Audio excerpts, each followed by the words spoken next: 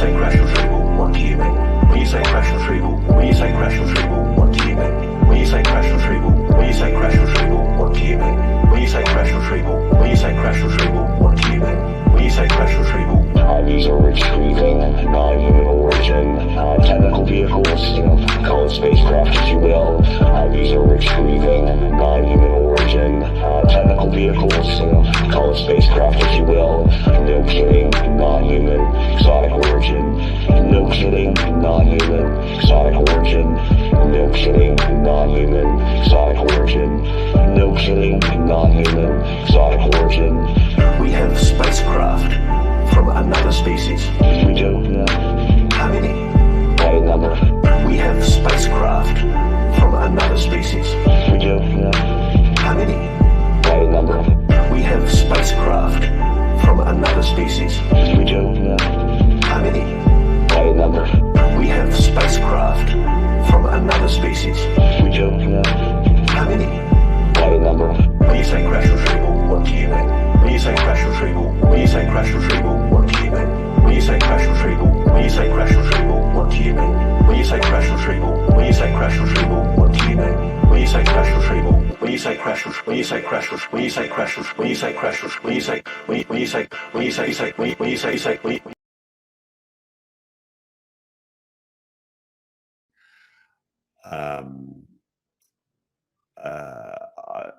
I probably would be more cautious about in terms of how we present it is the sphere story, for the simple fact that we just don't know yet whether it is or it isn't non-human technology.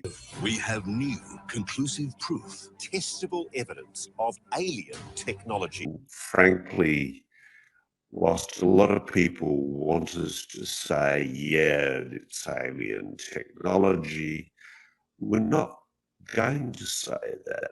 We have new, conclusive proof, testable evidence of alien technology. This renowned scientist confirms it all. Whilst a lot of people want us to say, yeah, it's alien technology, we're not going to say that because that's a terrible danger. We have new, conclusive proof, testable evidence of alien technology. A lot of people want us to say, yeah, it's alien technology. We're not going to say that. Alien technology. This renowned scientist confirms it all. We're not going to say that. New, conclusive proof, testable evidence of alien technology. This renowned scientist confirms it all. We're not going to say that, for the simple fact that we just don't know yet whether it is or it isn't non-human technology.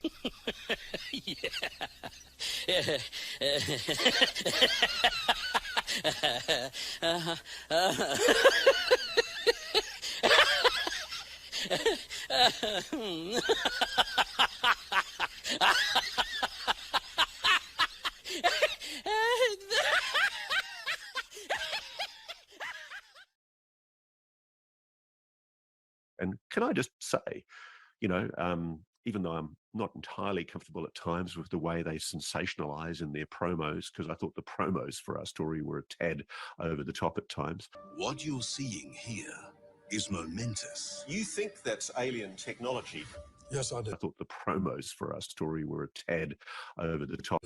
We have new, conclusive proof, testable evidence of alien technology. Tad over the top at times.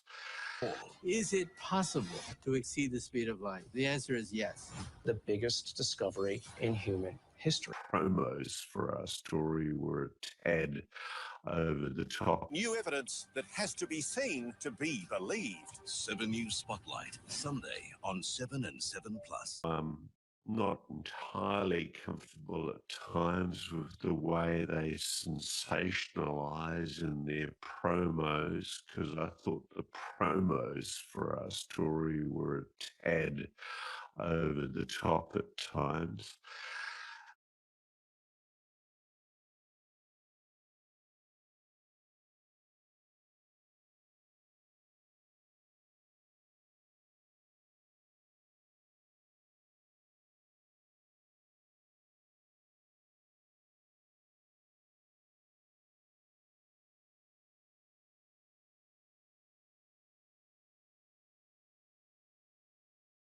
When you say crash retrieval, what do you mean?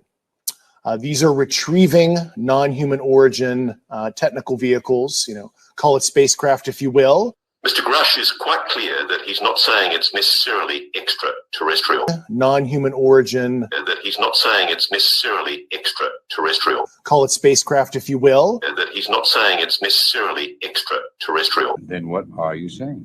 Oh, hey, little space monkey. Non-human origin technical vehicles, call it spacecraft if you will.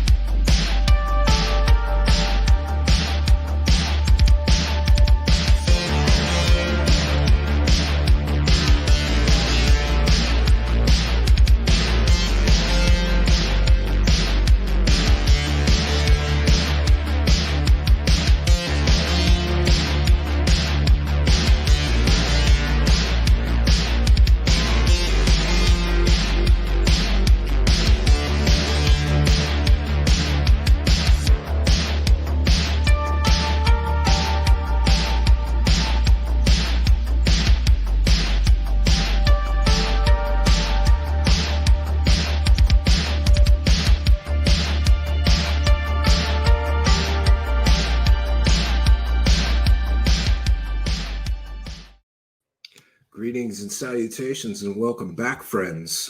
So by popular demand, I'm going to be covering this interview or discussion between Bryce Zabel, I'm not sure how to say that guy's name, and Ross Coulthart and Lue Elizondo. And Bryce Zabel and Ross Coulthart have a show called Need to Know. And what you need to know is that they sell fake alien stories. They're scumbags that sell fake alien stories for money. That's what they do. That's what they have a history of doing. And isn't it interesting that Bryce Zabel also co-authored a book, I believe, with Richard Dolan, who is right now with his wife selling people courses in how you can get superpowers for $159. Sounds like a great deal. Welcome to Clown World, friends. I don't even know what to say. I previewed some of this, and we're going to be going through it. But before we begin, it's interesting that even true believers of Lue Elizondo are now like rats leaving a sinking ship. Even people who have been viciously nasty to me because of my accurate coverage of the fact that, Lue Elizondo never ran a real Pentagon UFO program. Even people that have been defending him for years and years and have been viciously attacking skeptical people like me for years are now turning on him. And Interesting. Right before broadcast, Jess sent me this. Go Kick Rocks. Joe Murgia, at the UFO Joe, who has been, nasty to me more times than I can count, right? Tell me how wrong I was about Lue Elizondo.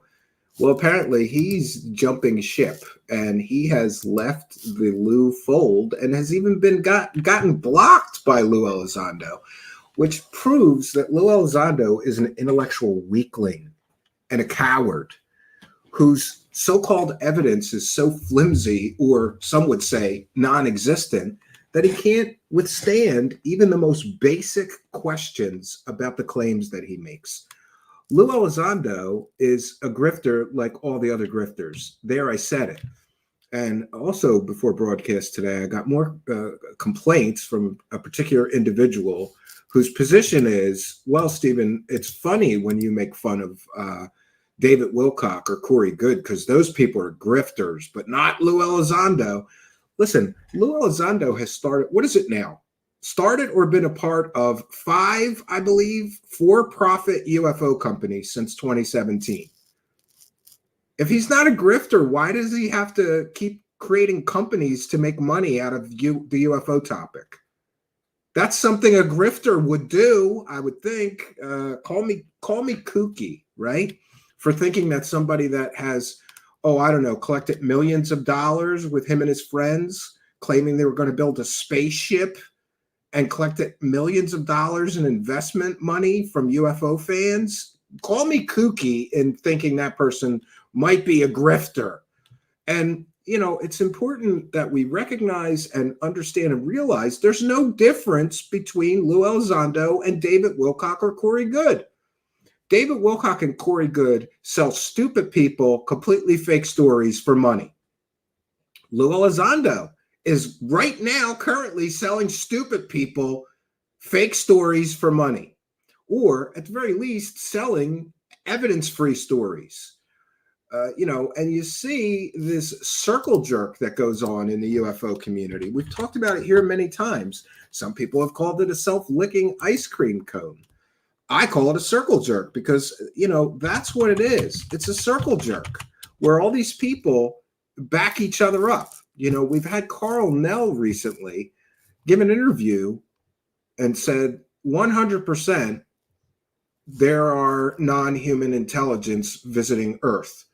And when asked what his evidence was, Carl Nell said his evidence was the statements of Dave Grush and the statements of Lue Elizondo.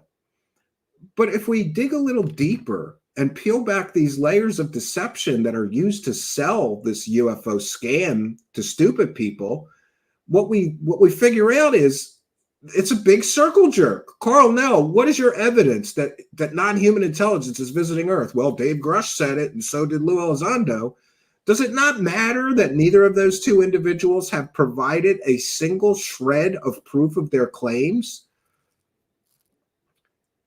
How does one wackadoo, this is the wackadoo prover maneuver. One wackadoo says something. What's your proof of that? Well, another wackadoo said it, so it must be true. They've got great credentials. Interesting. And we also get this kind of, which I'm going to share. I'm going to share my screen just to show you this.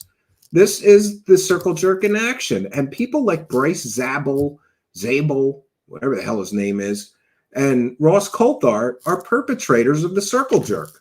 Because here is their YouTube channel. Lue Elizondo confirms Roswell. And if you go and actually go through the video, essentially they're saying, well, Lue Elizondo confirmed that Roswell was real and involved alien bodies. Okay, so what is Lue Elizondo's proof of that? And you see the circle jerk and how this works? We've got Bruce Zabel and Ross Coulthart saying, well, Roswell definitely was aliens. Okay, Zabel and Coulthart, what's your evidence that Roswell definitely was aliens? Well, Lue Elizondo said it. Great, then what's Lue Elizondo's evidence for making that claim? Well, Hal Puthoff told him that. Do you see what I'm talking about? It's just one big circle jerk full of wackadoos jerking each other all. Get my alien disclosure boner going. Nobody has any evidence. It's just one idiot saying it's true because this other idiot said it. And I, for one, I've grown so tired of this self-licking ice cream cone bunch of circle jerk assholes telling people aliens are visiting planet Earth. Or my favorite, in the case of David Grush, who, by the way, is a former mental patient, David Grush told people that interdimensional space monsters are murdering humans on Earth. You know, look, if another mental patient told you that, you would say that person's probably a wackadoo crazy person. But, oh, this guy was an intelligence, so he must know the truth. And how, you know, this is another thing. Ross Coulthart is the major person that brings us the Dave Grush interviews and the Dave Grush stories. But Coulthart never proves anything. And in fact, we can prove that he sold 100% provably fake stories over and over and over again. And in the case of Dave Grush, he brings us that story. Well, Ross Coulthart, it's been 471 days. And Dave Grush has not provided any evidence. 471 days since his initial claims. And neither Ross Coulthart or Dave Grush or anybody has provided any evidence of all that shit that Dave Grush said for 471 days ago. But now, now we're going to be told Dave Grush has firsthand information. Well, why is the story evolving and changing? Because when Dave Grush initially came out, he said he had not seen anything with his own eyes. It was just information that people gave him. Yeah, people like Hal Puthoff and Eric Davis and the same wackadoos that are feeding fake stories to Lue Elizondo to sell. And, you know, the longer I'm here, the more that I think this whole thing is just one big waste of time. It's a waste of my time. It's a waste of your time. It's a waste of everyone's time. Why don't you show us some goddamn evidence before you take, there should be a law passed. Before you take your next UFO dollar, even $1, you have to prove your previous claims before you make new claims and take more money, siphon more money out of the gullible public, siphon more money out of the UFO community, sell another book, sell another documentary full of lies. It's absolutely ridiculous. And I'm really, I mean, maybe I've gotten so cynical that I'm at the point where I think these people are criminals. I'm entitled to my opinion. I'm not a lawyer. I'm not a law enforcement officer. But isn't it a form of consumer fraud to say these are 100% true stories? And then we find out that they faked these stories with shit evidence or wackadoo people or mental patients making these claims. And how is it not taking advantage? Ross Coulthart, in my opinion, he took advantage of a mentally ill autistic man to make money selling a completely evidence-free story, or a group of completely evidence-free stories. But this is where we're at, and this is where we find ourselves. And it's one wackadoo backing up the claims of another wackadoo. And interestingly, so, you know, there's a lot of money to be made here. For this interview that we'll be going through, they made at least, I don't know, $750 for a 48-minute video. So they talked to Lue Elizondo for less than an hour. They each, I guess they split their YouTube earnings. I don't know, this Bryce Zabel and Ross Coulthart, they each get like $350, right? $350, $400 for 40 minutes of your time. Pretty good wages selling bullshit. And, you know, and I get it. I will freely admit that I am very bitter about the amount of money that these people selling you lies make when we go out of our way to bring you the truth and make a tiny, tiny percentage of what the grifters make. But we consider what we do a public service. I'm not here to get rich selling you fake alien stories, or I would have done it already. We've been at this for years. So before we begin on the video, though, in the description of this video, I have shared an excellent blog detailing many of Ross Coulthart's completely and totally fraudulent fake stories. And as an American citizen, I think he should be prosecuted criminally at this point. And like I said, my opinion is my own. I'm not a law enforcement officer. I'm not a lawyer. But I have witnessed this person making money after money after money, getting caught using scant or fake evidence to sell his fake stories, and there's never any consequences. Why is a non-U.S. citizen allowed to come to the United States and scam American citizens with completely and totally fake stories so that he can get rich? Why is this allowed to happen? So this is from Charlie Weiser's blog. Ross Coulthart has a problem. As a key voice in ufology, that means he is a problem. Looking over the stories Coulthart has reported on the UFO space over the past couple of years, his credulity, poor sources, overhyping of weak evidence. Yeah, did you see in the beginning of our broadcast? He lied through his teeth and said they had conclusive proof of alien technology confirmed by Michio Kaku to sell a documentary. Then they realized that they had lied too much and used completely and totally deceptive practices. They had to take that documentary off of YouTube for fear of losing their entire YouTube channel, I believe.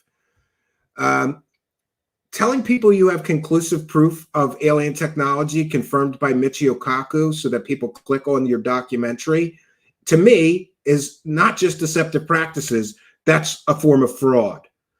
Ross Coulthart is a fraudulent, lying scumbag. There, I said it.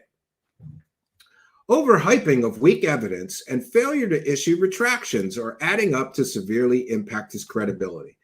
This is a rundown of some of his UFO work that I find problematic, cases that I personally find interesting. Unfortunately, this shoddy work casts doubt on all of his reporting. You know, there's a reason that a clown like Lue Elizondo, the fake Pentagon UFO program director, has to go to a disgraced scumbag fraudster like Ross Coulthart to do interviews. There's a reason, because a real journalist would rip Lue Elizondo to shreds, right? When is somebody going to ask him? When is somebody going to ask Lue Elizondo, what happened to the millions of dollars you and your friends collected with TTSA? Where's all that money? Now you're back selling an evidence-free book with false claims in it and no evidence in it. You want more money out of the UFO community. A real journalist, especially one like me, who is, you know, knowledgeable about Lue Elizondo's history of lying to the public, lying to the New York Times, lying to TTSA investors, lying to interviewers over and over and over again, would rip Lue Elizondo to shreds. I would leave him in a puddle of his own piss after an interview with me. He couldn't take it. But no, Lue Elizondo will go to a garbage peddling scumbag like Ross Coulthart, who keeps getting caught selling completely fake stories, because he knows that Coulthart's there to play along. He just wants his piece of the money. Apparently, Ross Coulthart's willing to sit there like a dummy and let Lue Elizondo lie for an hour straight for $350. You know, and I've said this before, I'm going to say it again. It's okay to be a whore, to be a sellout, loser, fraudster, grifter, con artist, scammer, whore. It's okay if you're going to do that and fully commit to it. But don't be a cheap whore, Ross Coulthart. That's what your integrity is worth? You're willing to sit there like an asshole and pretend that Lue Elizondo ran a real Pentagon UFO program, and all it costs to get you to play along is $350? What a loser. So let's go on with the blog, Patchgate. In August 2023, Coulthart excitedly showed off this Area 51 patch and the evidence-free story that came with it. He described the patch as coming from a UFO crash retrieval reverse engineering program. The witness, the nephew of the now deceased man who gave him the patch and claimed to have seen a photo of an egg-shaped craft on the wall at work, described it that way in the eBay ads that he was selling the patch. But there's one problem. In those eBay ads, Ross Coulthart's source couldn't get his story straight. In some of the ads trying to sell this patch, he said he was the guy who worked on the alien reverse engineering program at Area 51. In other ads, he said, oh, that was my uncle, and I got that patch from him. He's the one that worked on the alien crash retrieval reverse engineering program at Area 51. But as Charlie Weiser points out, the patch was quickly debunked. It comes from an electronic warfare and radar cross-section program at Area 51, and it has nothing to do with reverse engineering or aliens. The witness, Eric Tabor, when he came forward in December with his real name for the Daily Mail UK, told a story that conformed to the debunk. In a brazen yet telling move, Coulthart tweeted out the article without addressing the errors he'd made sensationalizing this story. Charlie Weiser goes on to say that she covered this disaster last August with updates. This, my friends, is just one of the 100% completely and totally provably fake stories that Ross Coulthart has been caught peddling. And if you want to know what a scumbag, fraudster, con artist, scammer that Ross Coulthart is, you can check out our coverage. I made a 10-hour compilation covering all the fake UFO and alien stories he's been caught selling. And I'm here to tell you, if you're going to call yourself an award-winning journalist and somebody can compile 10 hours of evidence that you con people with completely, totally fake evidence, fake stories, and fake bullshit for years now, then you're a scumbag. Ross Coulthart is a lying, grifting scumbag. There, I said it. And the fact that some of you assholes worship this clown, right? Oh, he's a UFO celebrity. He's a lying scumbag. He's been lying to you for years and laughing all the way to the bank. How much money does he make at News Nation? How much money did he make selling that fraudulent UFO documentary claiming Michio Kaku confirmed alien technology? And by the way, Michio Kaku never confirmed shit because they didn't have any evidence, let alone conclusive proof. But it gets better. Blue balls. Jim Martin's 10-inch metal ball was featured 7 News Spotlight 22 documentary Out of This World and shows appalling judgment on Coulthart's part. The story is ridiculous in the context of being out of this world or in any way UFO related. The evidence for the overhyped claim of solid testable evidence of alien tech is zero. He had no evidence. He told everybody, go click on my video. We have conclusive, testable evidence of alien technology. They had nothing. Charlie Weiser goes on to say the evidence and facts points to a man-made object, given that it weighs with earthly precision exactly 50 pounds and matches the features of a common industrial ball check valve. And by the way, I had a roommate who worked for a bearing company. That's a ball check valve. That's what that is. It's not an alien drone. It's not an alien piece of alien technology. It's a goddamn ball joint. That's what it is. The evidence, in fact, says Charlie Weiser, points to a man-made object. Okay. The ball did nothing remarkable for Coulthart's film crew. And in 40 years, Jim has apparently not managed to film its remarkable behavior either. Gary Nolan, immunologist, was asked to do metallurgy analysis on shavings hacked from the ball using a rusty screwdriver and trashed his credibility by stating the ball may be a, quote, UFO scout vehicle. Yeah, Gary Nolan, he's another lying scumbag. Coulthart, Jim believes that it might be of extraterrestrial technology, and I think it's important to at least investigate that. The only extraordinary thing here is Coulthart's credulous reporting Jim Martin's claims his ball was deposited was similar balls in 1980 by a UFO passing over the house of Dennis Hopper's bodyguard in New Mexico. It's Jim's conviction in his ball a valid reason to spend time on the important investigation and put it out to an international audience, given no evidence of unusual properties. Surely a journalist's time is better spent chasing a solid lead than a magical tall tale. Jim, the person whose ball it was, remember this was the Jim's ball stories. I have since seen videos on the internet of spheres just like this one flying in the air, doing all kinds of things, and apparently they're all over the world. Yeah, but this one does nothing. This leads to a segment on sphere-shaped UFOs, mention of Patrick Jackson, who thinks specks on old photos are orb UFOs, and Jim's ball watching TV footage of the Betz sphere from the 1970s. In probably the most damning mistake of the entire show. When it comes to investigative journalism, we are shown widely used vintage-looking footage of the Betz spear rolling around on its own. Yeah, so they conflated two different stories. The footage was a recreation for the History Channel. The original footage even has recreation on it, but they cropped that recreation out and put it in their documentary to fool people into thinking that this ball was moving around on its own.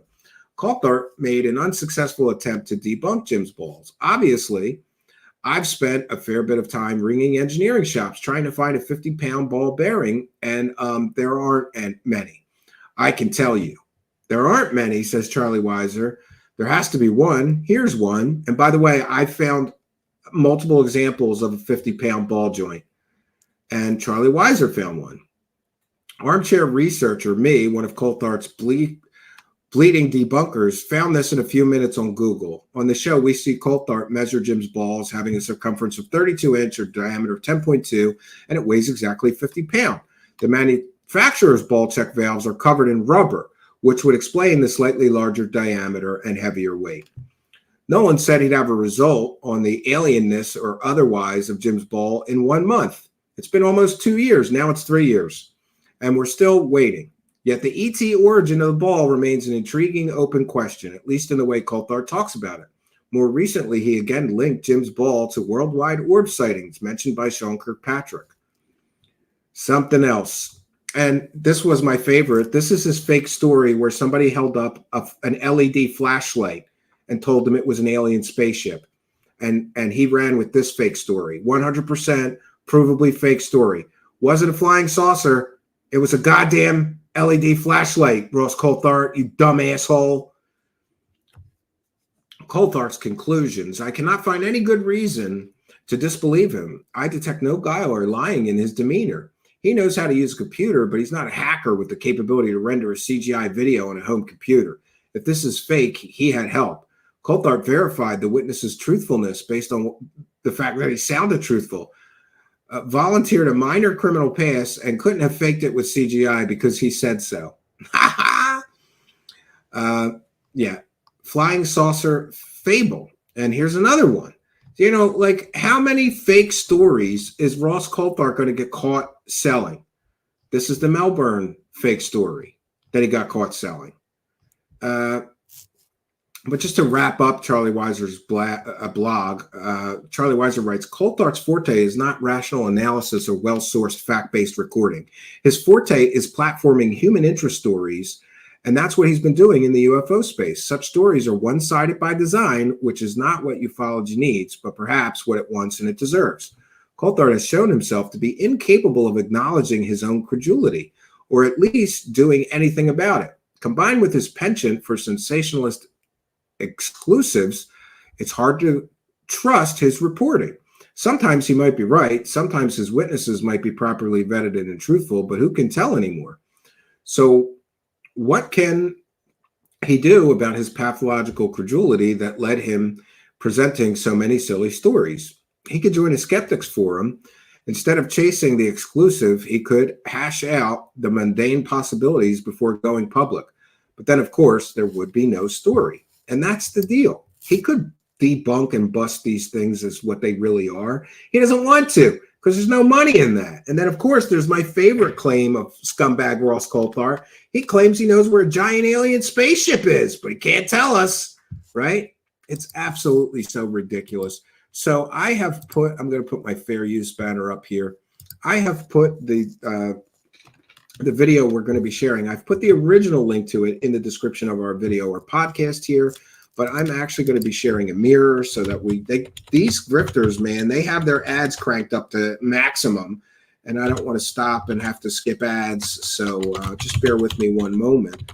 And while I do that, I want to take a moment to welcome in the live chat. I see we have a great attendance tonight, and we have some kind and generous benefactor already. We want to thank Railroad Bum, who says the Billy Goat Patriot can't lie. He said so. Laugh out loud.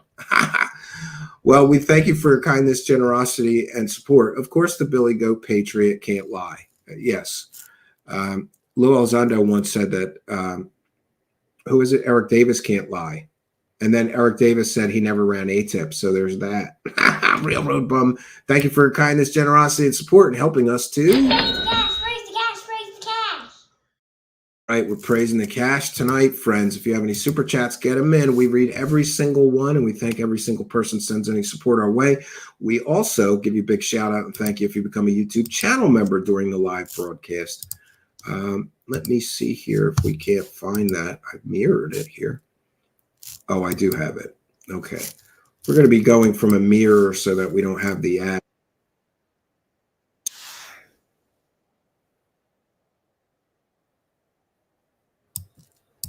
Yeah, and their show's called Need to Know. And what you need to know is that they sell fake alien stories. And, you know, I've been thinking about this. Like, some of these people have wives and children. Like, what do you tell your kids? Like, Daddy does a real good job fooling people on the internet and selling fake stories to stupid people.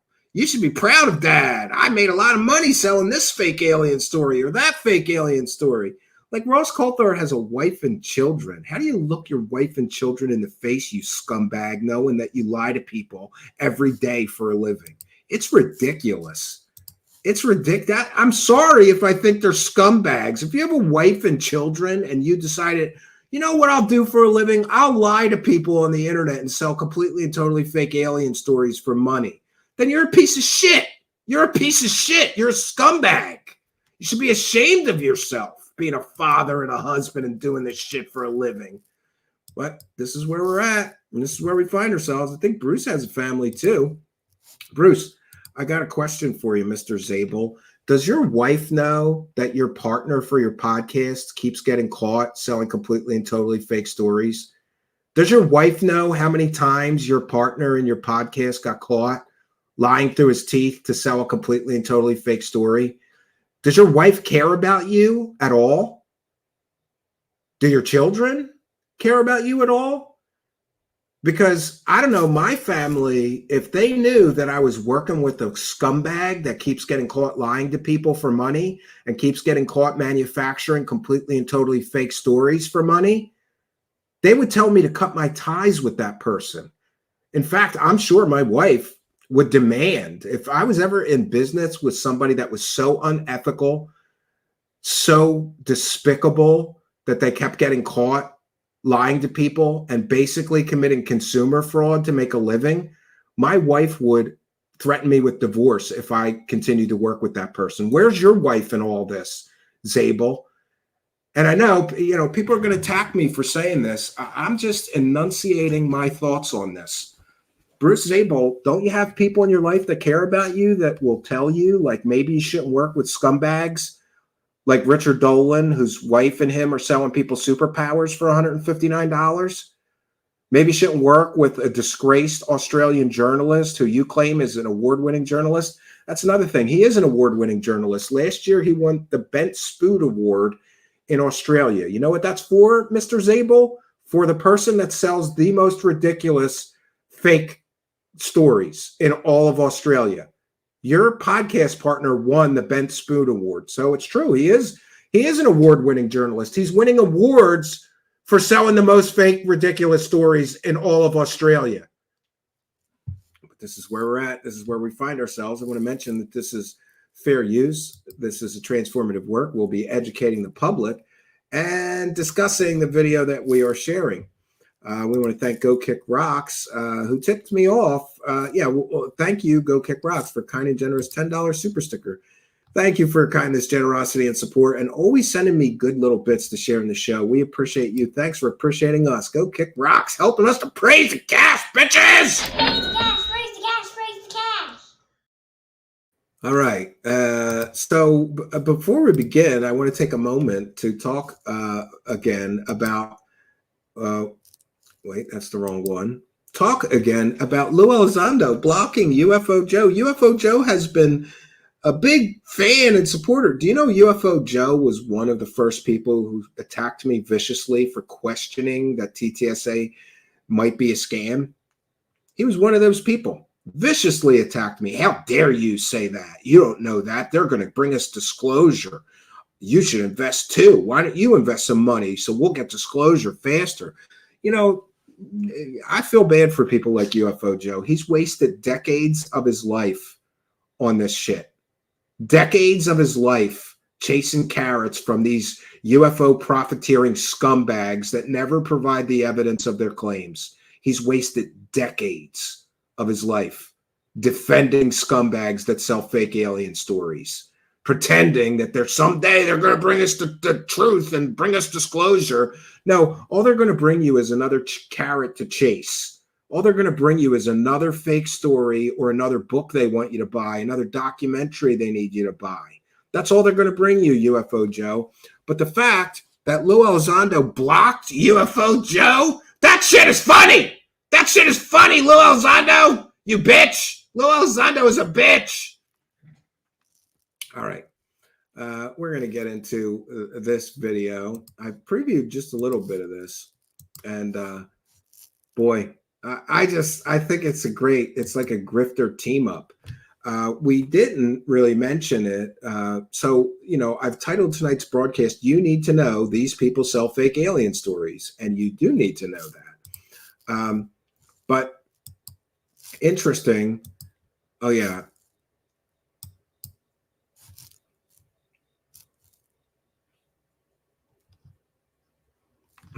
So I'm going to share this first. Joe Murgia. The reason you can't see Lue's posts in my recent quote tweets of him is because he blocked me. Pretty weak, Mike Colangelo says.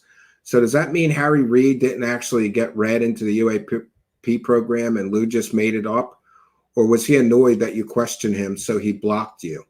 Joe Murgia says, accidentally read into the U.S. government's ongoing UFO program. Whoops.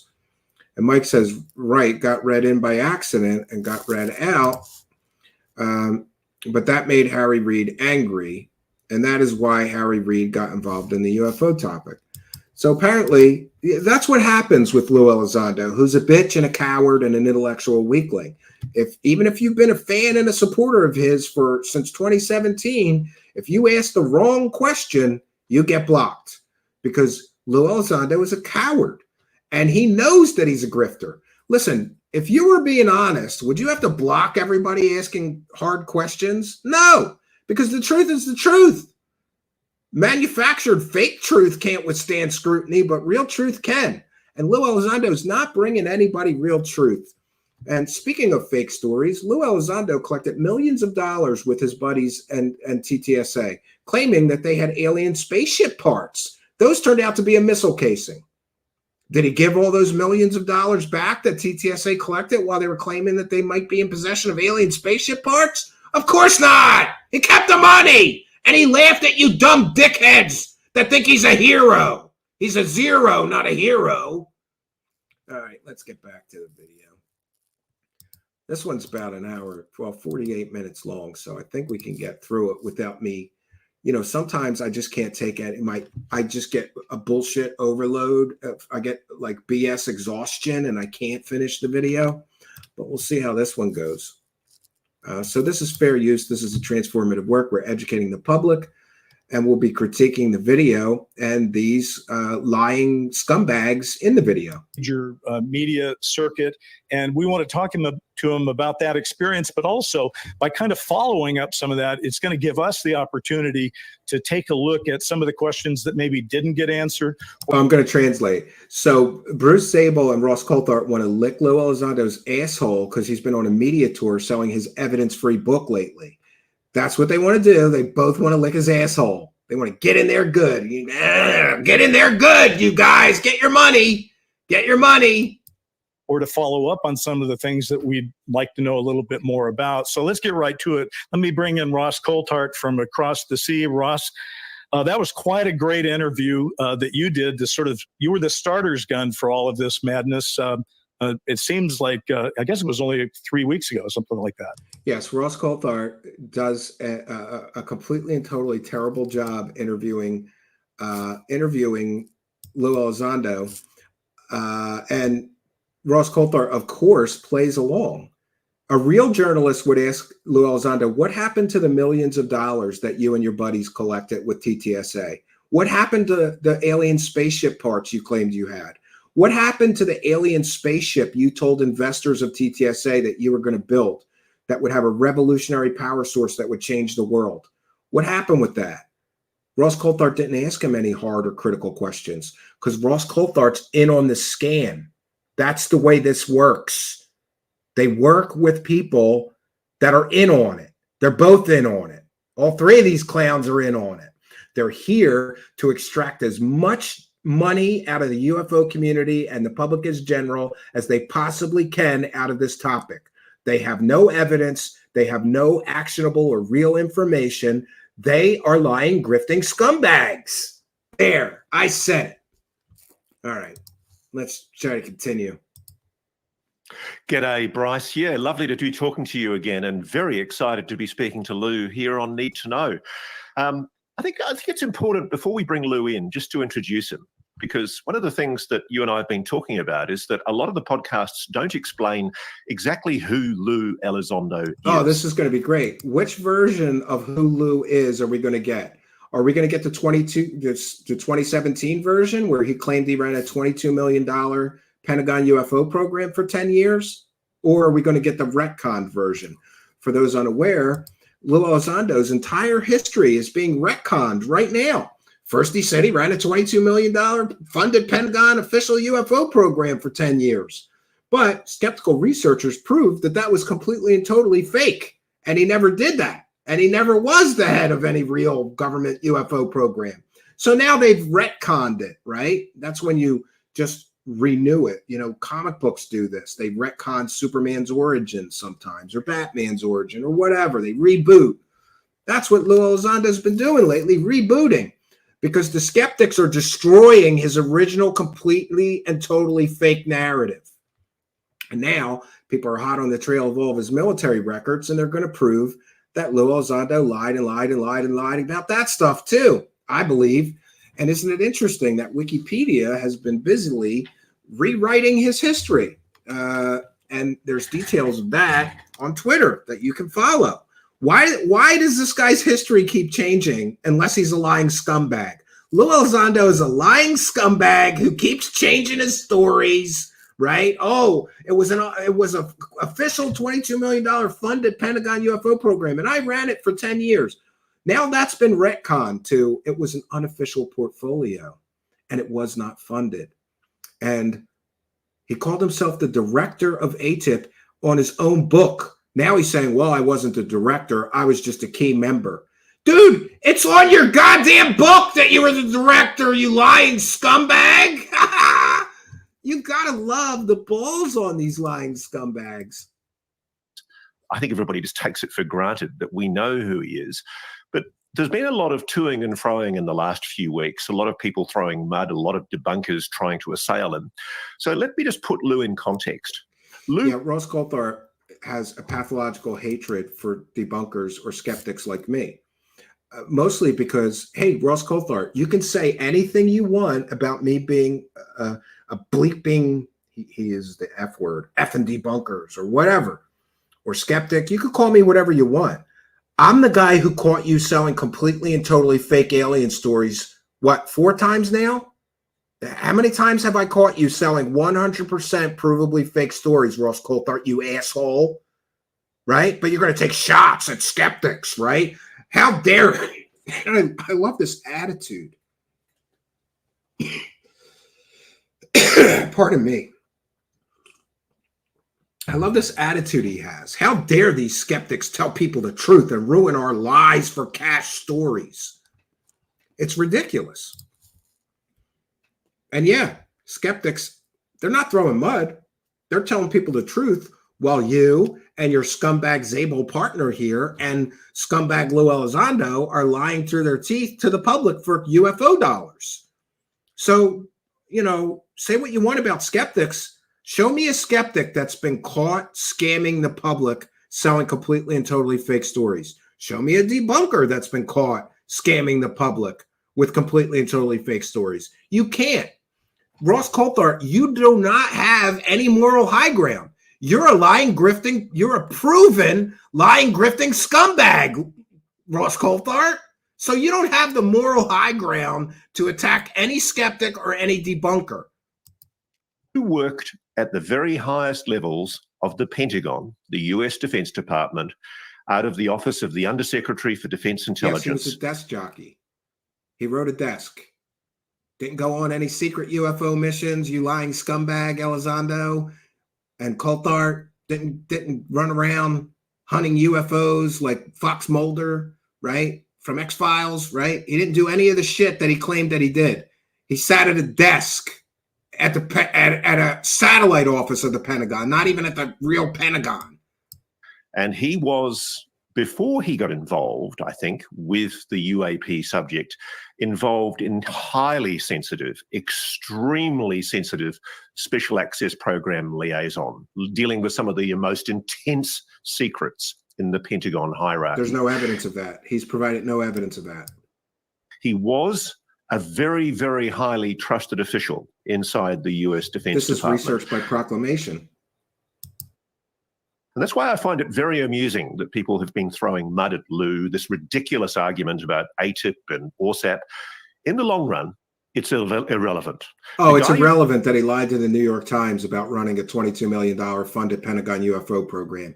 Now he's pulling that back and saying, well, it was unfunded and I wasn't the director of it. I was just a key member of it. Yeah, it's not relevant that he lied to the American public for UFO dollars, that he lied to the TTSA investors who dumped millions of dollars into their efforts and got nothing in return that they promised. Yeah, it's all irrelevant.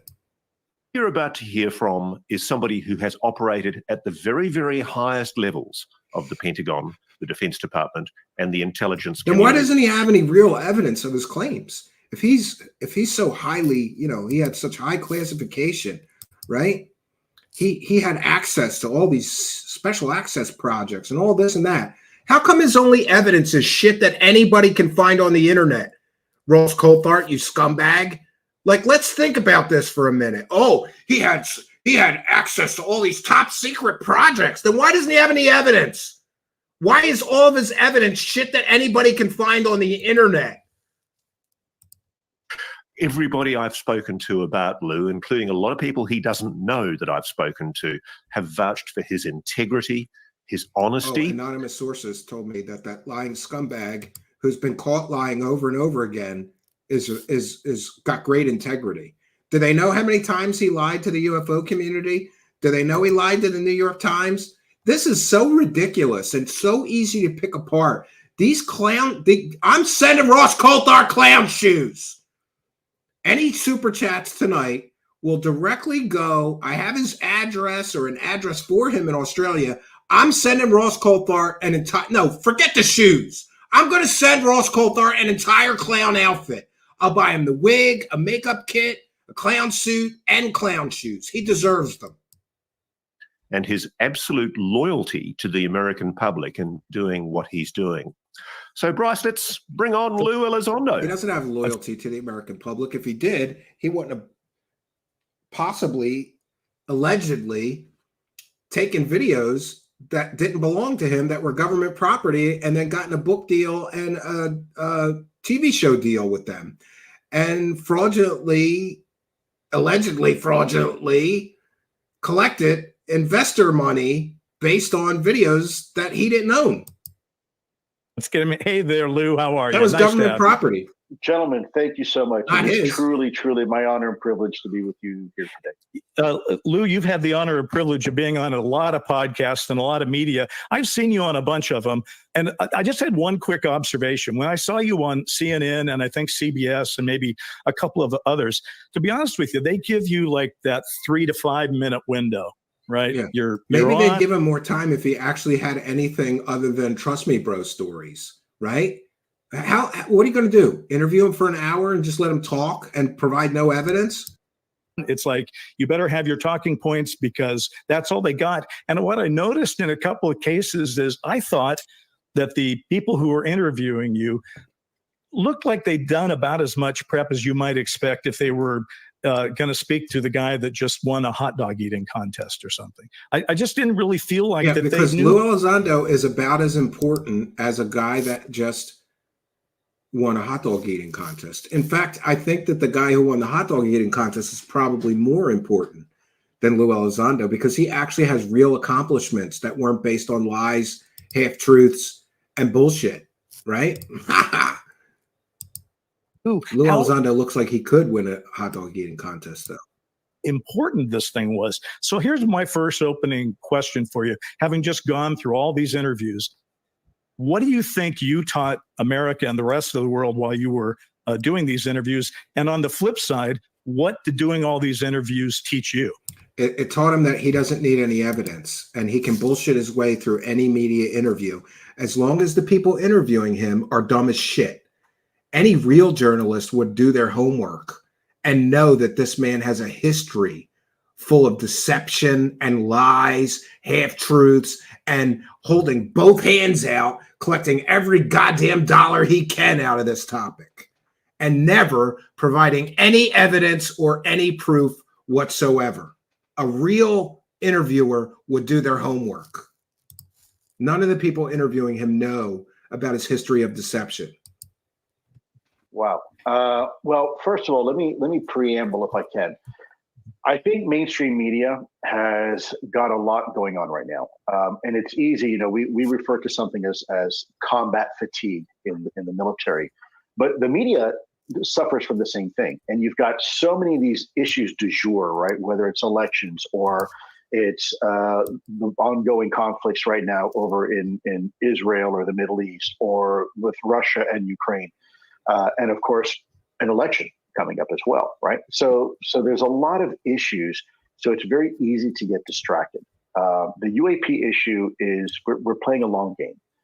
This isn't a soundbite. This isn't a headline and then it goes away. This has been a very slow and steady process. A slow Disclosure is not a sprint; it's a marathon towards ultimately what we hope to be complete disclosure.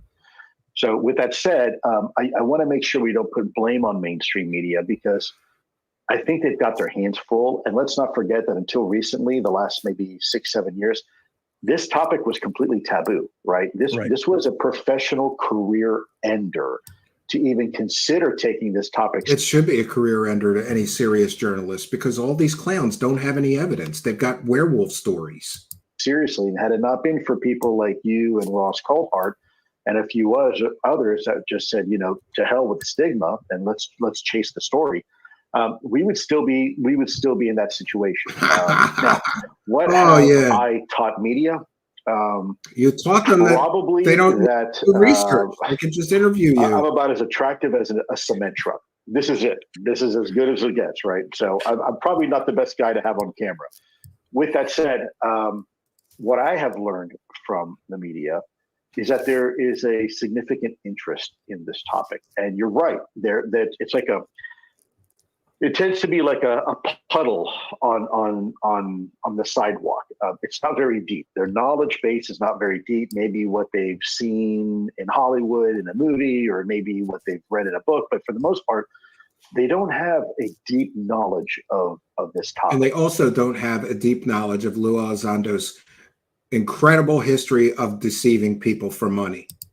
And so they've taught me to some degree to have patience and exercise that patience. Try not to get frustrated if they're not asking me the questions that I think they need to ask me.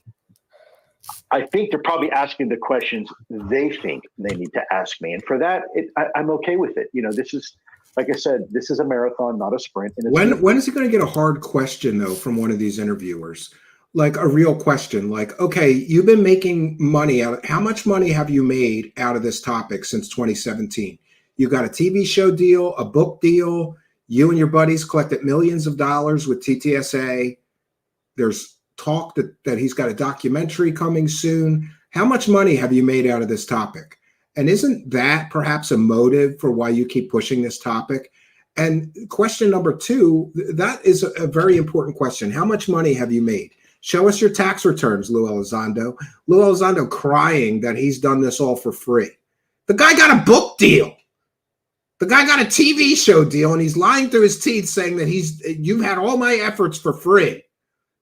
So the first question any interviewer should ask him is, how much money have you made since 2017 on this topic? And the second question should be, you've made all this money. Where is the evidence of your claims? But we don't get that. We get ill-prepared, play the X-Files like music. Ooh, spooky. Let's talk about UFOs for 5 minutes. It's going to take a while for people to really begin to absorb the enormity of this topic, in my opinion, anyway. The enormity of the bullshit of this topic. Since 2017, Lue Elizondo has provided zero evidence of any of his claims. But what we can verify is he lied about a lot of things, and that he purposefully, allegedly, made completely and totally false claims in order to collect money from the public, both with TTSA and in other areas. Ross? Lou, Nancy Mace, the Congresswoman for South Carolina, has just announced in the last few hours that there's very likely to be a UAP hearing in September, I think she indicates, or maybe in October. I don't know if that's realistic, to be honest. One, do you think it's realistic there is going to be a hearing before the election? And two, is Lue Elizondo going to be called to testify? I want to see you under oath, my friend. Yeah, this is going to be interesting, because I'm gonna tell you this right now. If Lue Elizondo is actually going to testify to Congress under oath, I'm going to send every senator that is there a dossier. I'm going to send every senator that is going to be able to ask him questions under oath, his history. And maybe he's going to think, oh, I'm going to show up to Congress and this will be great for book sales. And I'm going to get away just like I always have with easy questions. No, you're not. No, you're not. And by the way, Lue Elizondo, I know 10, well, I don't know about 10, but I know 3 or 4 other people that will be contacting every senator that is going to be able to ask you questions under oath. And you're going to have to answer some questions like, what happened to all that money from TTSA? Did you lie to the New York Times for personal profit? Did you steal those?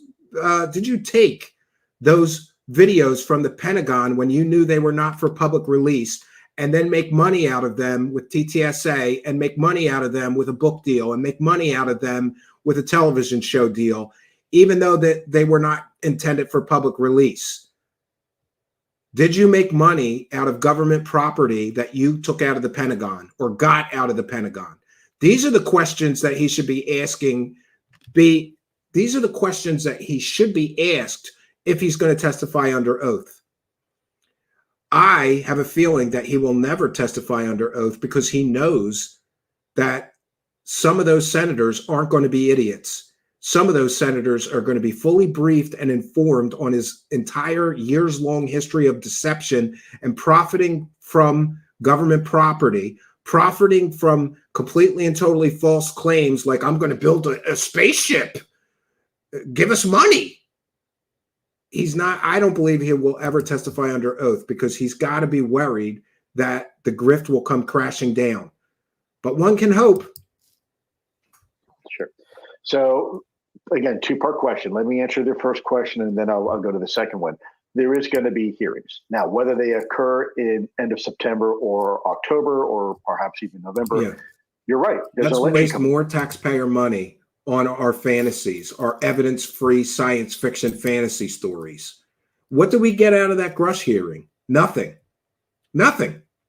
We got zero proof of anything. We got a mental patient sitting in between Jeremy Corbell and George Knapp, 2 other scumbag grifting liars, right? Claiming that interdimensional space monsters are murdering Earthlings. That's what we got in those hearings. Completely worthless. That's a huge distraction. And so they have to pretty much, if you will, weigh the pros and cons to determine, is the timing right now or should we wait till after the elections? That's a decision that I certainly can't make, nor can I influence. To answer your second question, I've already made it perfectly clear that if I am asked to testify, I will absolutely testify. Now, with that said— Good. I hope he gets asked to testify. And then myself and a few other individuals will make sure that he's asked the hard questions that all these UFO circle-jerking scumbags refuse to ask him because they're all in on the con. They're all in on this. There is going to also be, I think, Senator Gillibrand recently made an announcement that she is also going to have some people testify. And I believe, if I'm not mistaken, it's actually Arrow that she wants the new leadership of Arrow to testify. Now, I could be wrong, but from my latest understanding is that the hearings that Gillibrand, not the House, but the Senate wants to have in the near term, will probably at first begin with Arrow and the government apparatus, if I was a betting man. Good. And maybe Arrow will finally be forced to admit under oath that all of Grush's so-called 40 other whistleblowers were people like Hal Puthoff, Eric Davis, Lue Elizondo, Carl Nell, Gary Nolan, the same group of people that Stephen Greenstreet calls the spooky hustlers, the same core group, Skinwalker Ranch people, the same core group of people passing around stories, but nobody has any evidence. Gentlemen, we're actually recording this as the presidential debate between Harris and Trump is going to be taking place. So I've already outed our time frame on this thing, but I think it's probably a safe bet that they probably won't be asked about UAP in this debate because it doesn't tend to come up in these things.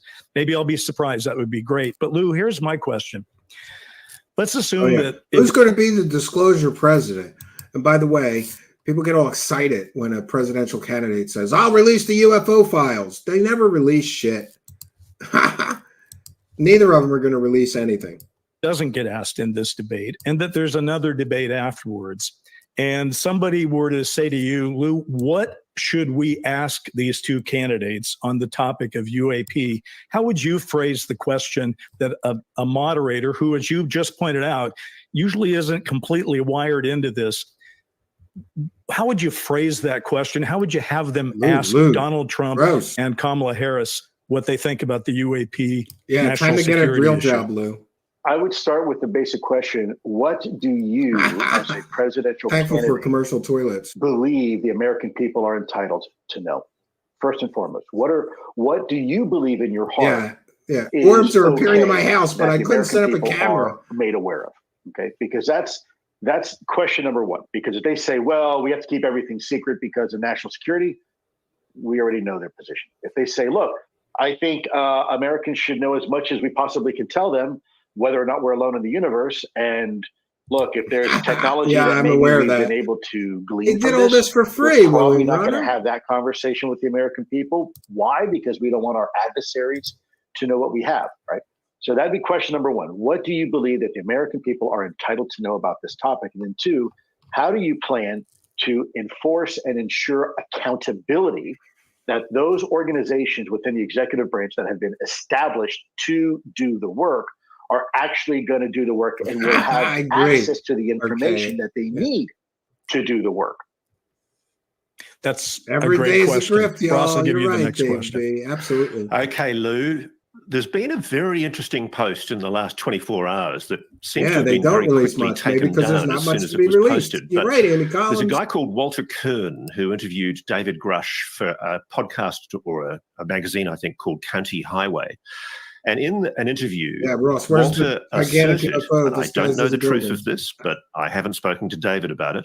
He asserted that Dick Cheney is at the very top of the UAP secret keepers. Oh, Dick Cheney David Grush is holding up disclosure. Can you comment?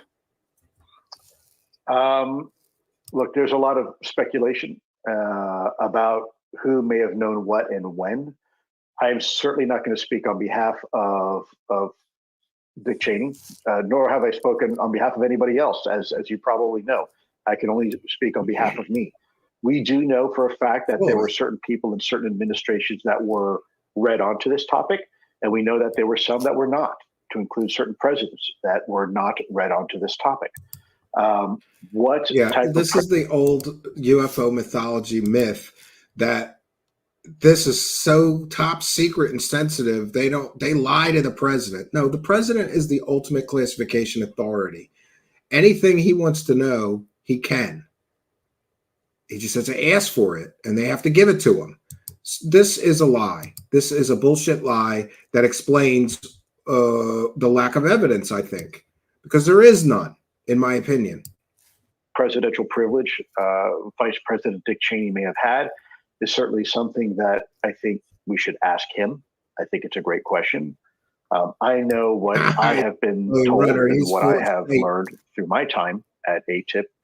But with that said, I can't comment for Vice President Dick Cheney. Just like I wouldn't comment for former President Trump or current President Biden. It's not my place. As you noticed before, when I'm asked questions about Congress and their intent, I never answer those questions because it's not my place to say. If people have a question for that person, stay the course and ignore these fools. Grifting circle jerk. My answer. I'm not trying to be evasive. I'm trying to be respectful. Circle jerk. I want to make sure that I know my left and right limits, if that makes sense. I'd actually anticipated you wouldn't be able to answer it, Lou. I just wanted to see a reaction, which I thought was quite telling. Hey, he thinks that's a great question to ask.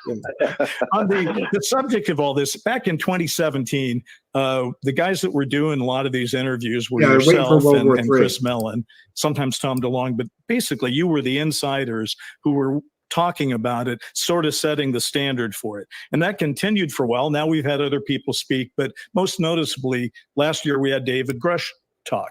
So my question is, because I think people get a little confused. They go, well, who are the whistleblower? What's going on? And my question would be, is there any daylight between your story and David Grush's story that we should highlight differences in how you see what is going on? Or if there isn't any daylight, their stories. Could you then at least summarize for us the essence of what you and Grush and Mellon have all been saying, so that, because I feel like there's a lot of us, like myself, I'll have friends or my family, and I'll want to say, William, okay, here's what I think is going on based on the people I'm talking, but I'd like to hear your summary of that. Yeah, well, again, great question. I can't speak for David, but let me tell you my experiences with David. First of all, David's an American hero. Oh, yeah. He's a hero. David is everything he says he is. I know because I worked with him in his skiff. I'm not supposed to say where right now, so I won't. But at some point, hopefully we can have that conversation. But we're also different people. Right? I agree. I know the things that I've been exposed to and the things that I did.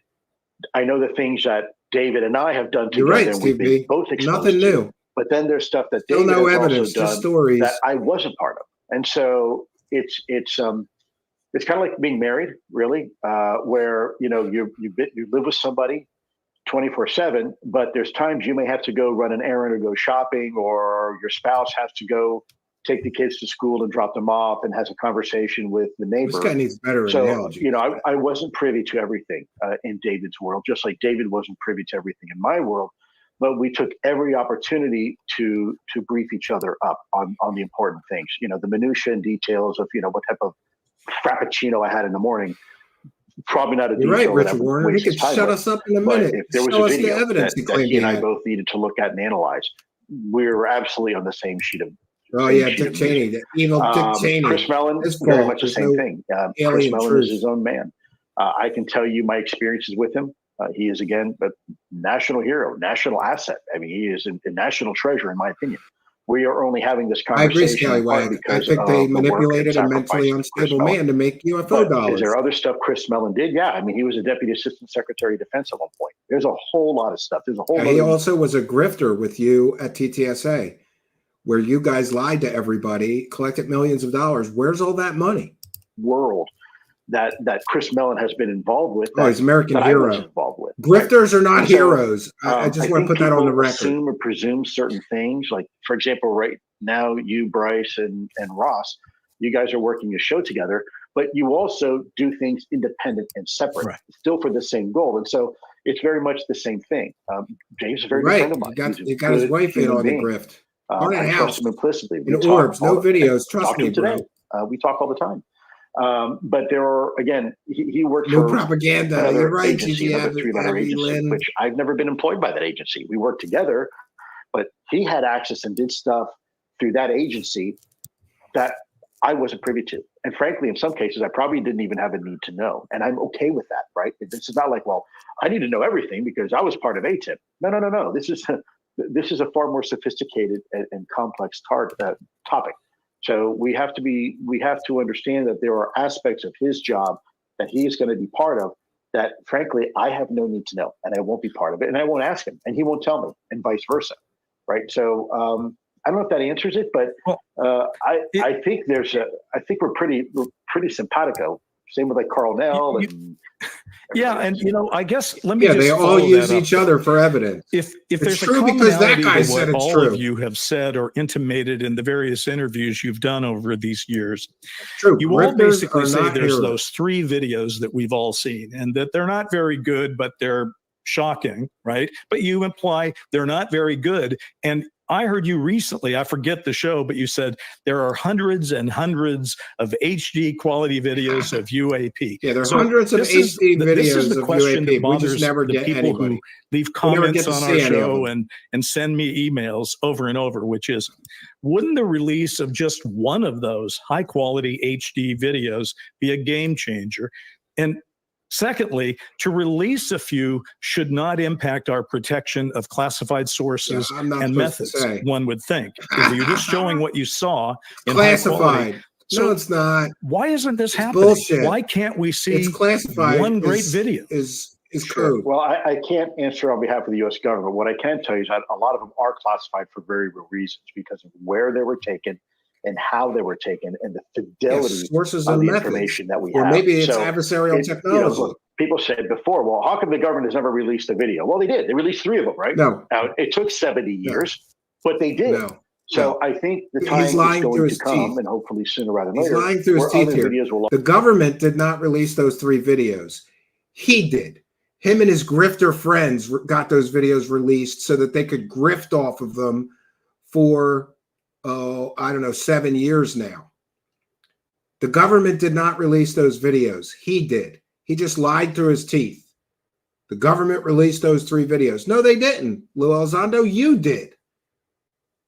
The amount of deception that this guy employs to sell his fake narrative is really shocking. He just said the government released those 3 videos. Hey, Lue Elizondo, you lying scumbag. Who signed the release forms to get them released? For training purposes, not for public consumption. You did. The government did not release those videos. You did. You and your scumbag friends got them released so that you could grift off of them and collect millions of dollars with your organization TTSA that was promising people spaceships.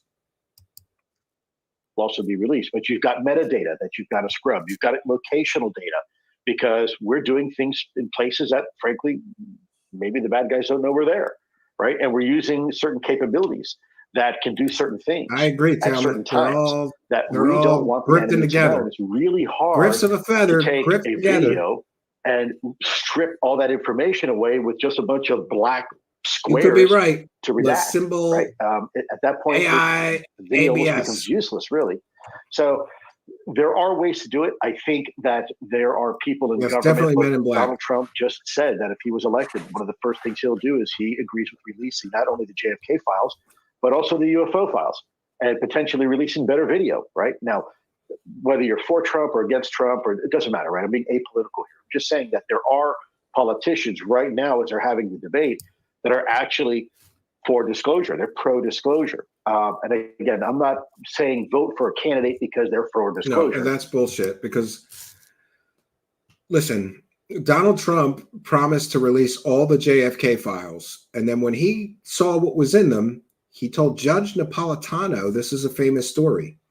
He promised, one of his campaign promises was, if I get elected, I will release all of the JFK files. Then he got his chance to do that. And apparently he saw what was in those files and decided he could not release them. Judge Napolitano, a one-time ally and friend of Trump, called him up and said, what's going on? You said you promised everybody that you were going to release those files. And Donald Trump famously said, I couldn't release them. If you saw what was in them, you would understand why they could never be released. Now, Donald Trump is once again saying that he will release those files. He broke his campaign promise the first time around, claiming he would release all the files. He didn't. Now he's saying he's going to release them again. And to be very honest, maybe Donald Trump is so pissed off at his political persecution and the lawfare that maybe he will. But I don't trust him when he says he's going to release those files because he said it before and then he didn't do it. I'm not saying that. What I'm simply saying is that as an example, there are people, right? Barack Obama said recently that the same thing, that there's very compelling information. Embellisher at best and straight liar at worst. That these things are real. Look, Jim Clapper, right? He was on. You see no real evidence of UFO tech or biologics. He said one of his greatest laments and regrets was that he didn't push for disclosure more when he was the DNI or when he was the USTR, when he was at one of the various. You may be right, GG. Yeah. He should have looked into it more. He will say anything right now. So yeah, the grift is coming crashing down, and I think videos will be forthcoming. But again, look, with now today's day and age of deep fakes, you're never going to satisfy everybody. There's always going to be whistleblower protection. Oh, but they still can't show us any evidence. The government. Oh, this is whatever. It's you can't make everybody happy, unfortunately. And I'm not sure another video. Yeah, he said he would break it into 1,000 pieces. Maybe it does. Maybe it helps. I hope it does. But I think we may even be beyond that at this point in the conversation. Okay. Lou, you mentioned the JFK files that Trump has pledged to release, and that's a great segue for an issue that both Bryce and I are very engaged on. Let me ask you this way. Do you think there is a connection between the death of JFK and the UAP mystery? Oh, total speculation. There certainly may be a tangential one. It was known that JFK wanted to release certain UAP UFO files. If you talk to RFK right now, one of the individuals working with Trump on his campaign, he is very pro-disclosure. He has indicated multiple times that he thinks that whatever files are in the possession of the U.S. government should be released. Yeah, and he's getting this fact wrong. It's true that John F. Kennedy wanted to release UFO files, but the thing that got him in trouble with the other members of the United States government is that he wanted to release those UFO files to the Soviet Union. And he wanted to do that to prevent a UFO sighting from being mistaken for like a bomber sighting and accidentally starting World War III. He has very little knowledge of actual history of this topic. Lou, I mean.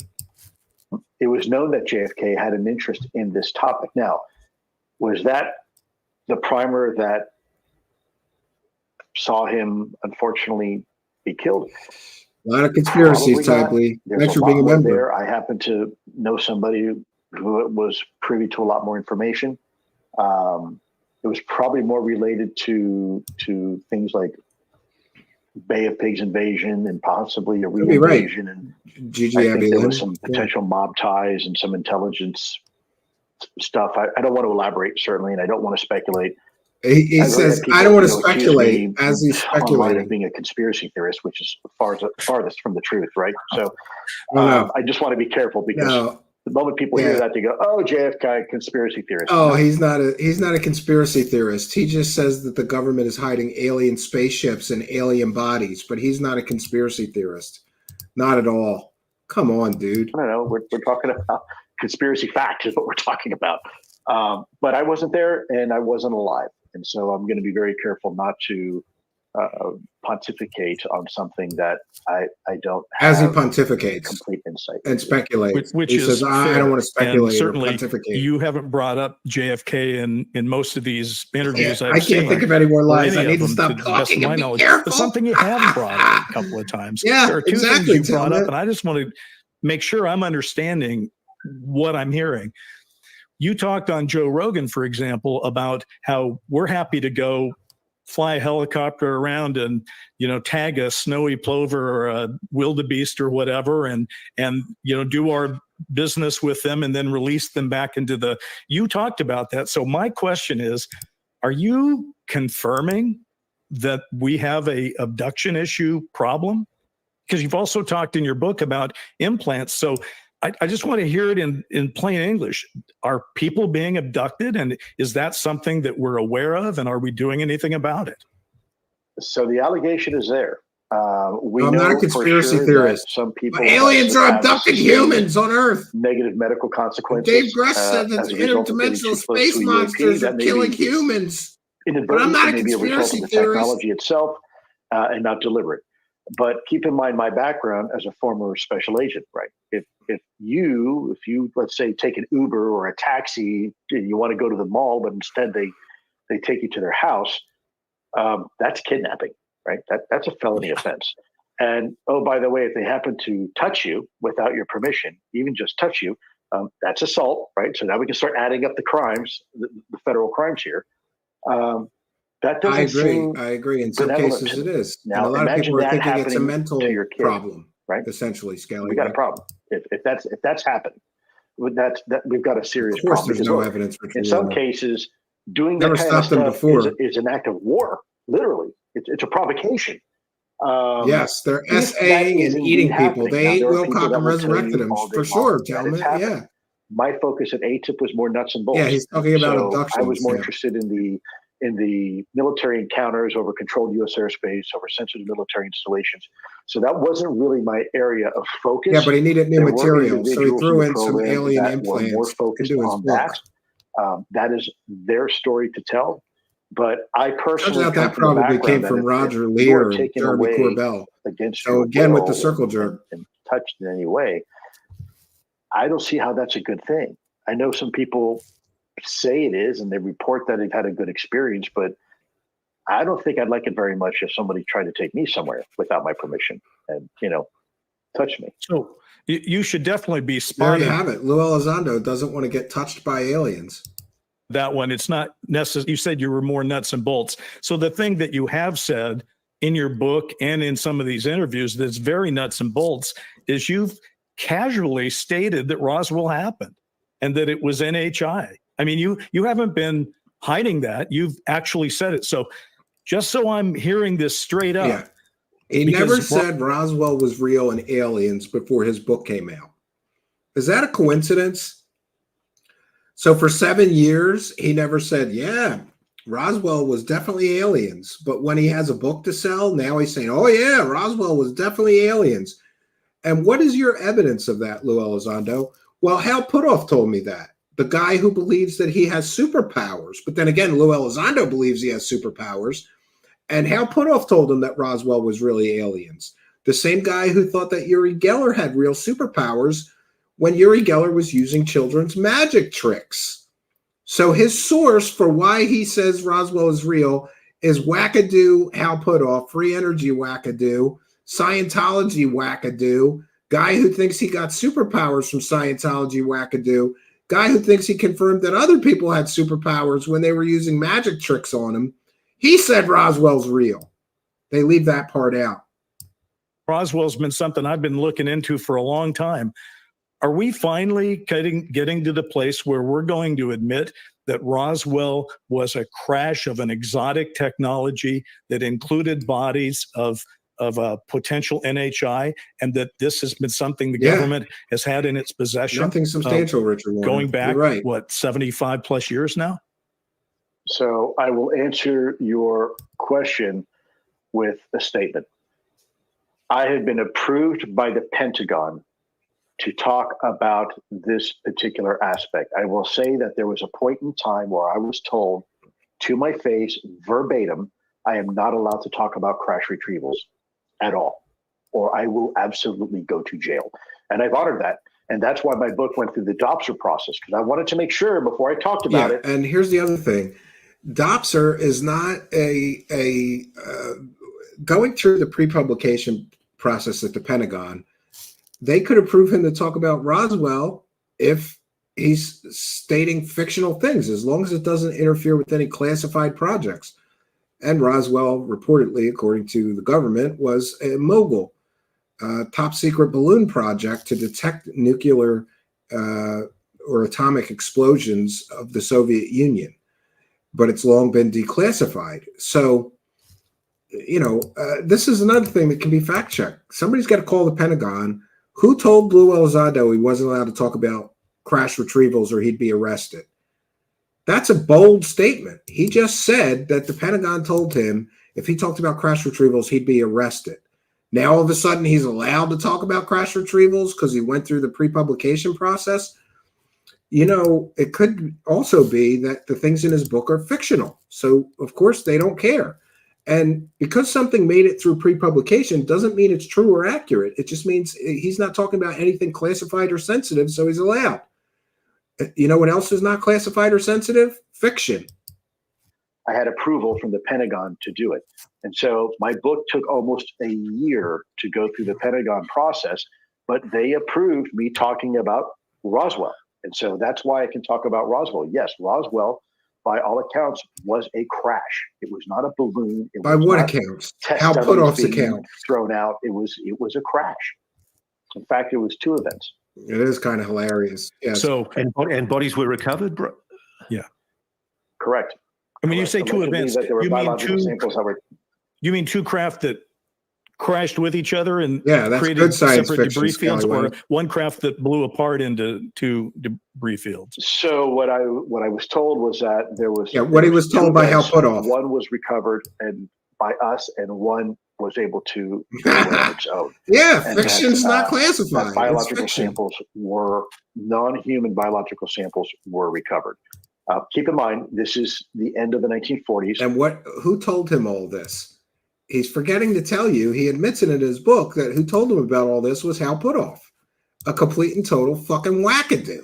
Hal Puthoff is about as credible as a crackhead holding up a gas can, asking you for money so that he could get some gas and make his way home. That's how credible Hal Puthoff is. And that's his source for who told him this. And notice he doesn't mention, oh, Hal Puthoff told me this. He obfuscates. He uses deceptive tactics and a layer of deception, saying, well, what I was told was, so that people think some credible person in the government who knew the truth about Roswell told him this. It's not a credible person in the government.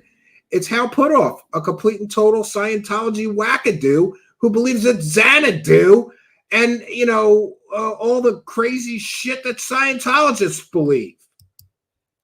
Lue Elizondo wasn't alive then, but there were people and there were reports that were generated as a result of that event that colleagues of mine had access to. For the record, I would just like to say that I too was not alive then, even though I am older than I would like to be. Ross. I'm going to my mom's So, house. Lou, Yeah. I want to get into this issue of threats. So you've been assailed by some people for talking up a threat. In some interviews, Yes. you've given the Smash impression that cactuses you're and almost lizards. talking That's about non-human. a potential for invasion Lizards and by a cactuses non-human are intelligence. lizard. That's And not I just human want to quote to you intelligence. something from Jeff Kripal, Professor Jeff Kripal's new book, How to Think Impossibly, which I found a very interesting read. He says, I strongly suspect that what we finally Xenu. have in I'm the sorry. UFO Thank you. phenomenon I always get is a Xenu and spiritual Xanadu. physical phenomenon that is being grossly misinterpreted as a conventional military threat or potential corporate technology, but that no one really understands, much less reverse engineers with our strictly physicalist assumptions. To speak paradoxically, and I hope shockingly, we are trying to shoot down souls. What's your take on that? Trying to shoot down souls. Well, again, you can't argue a negative, can you? I can't say that's not correct because, frankly, we don't know. If I can just digress here for just a moment.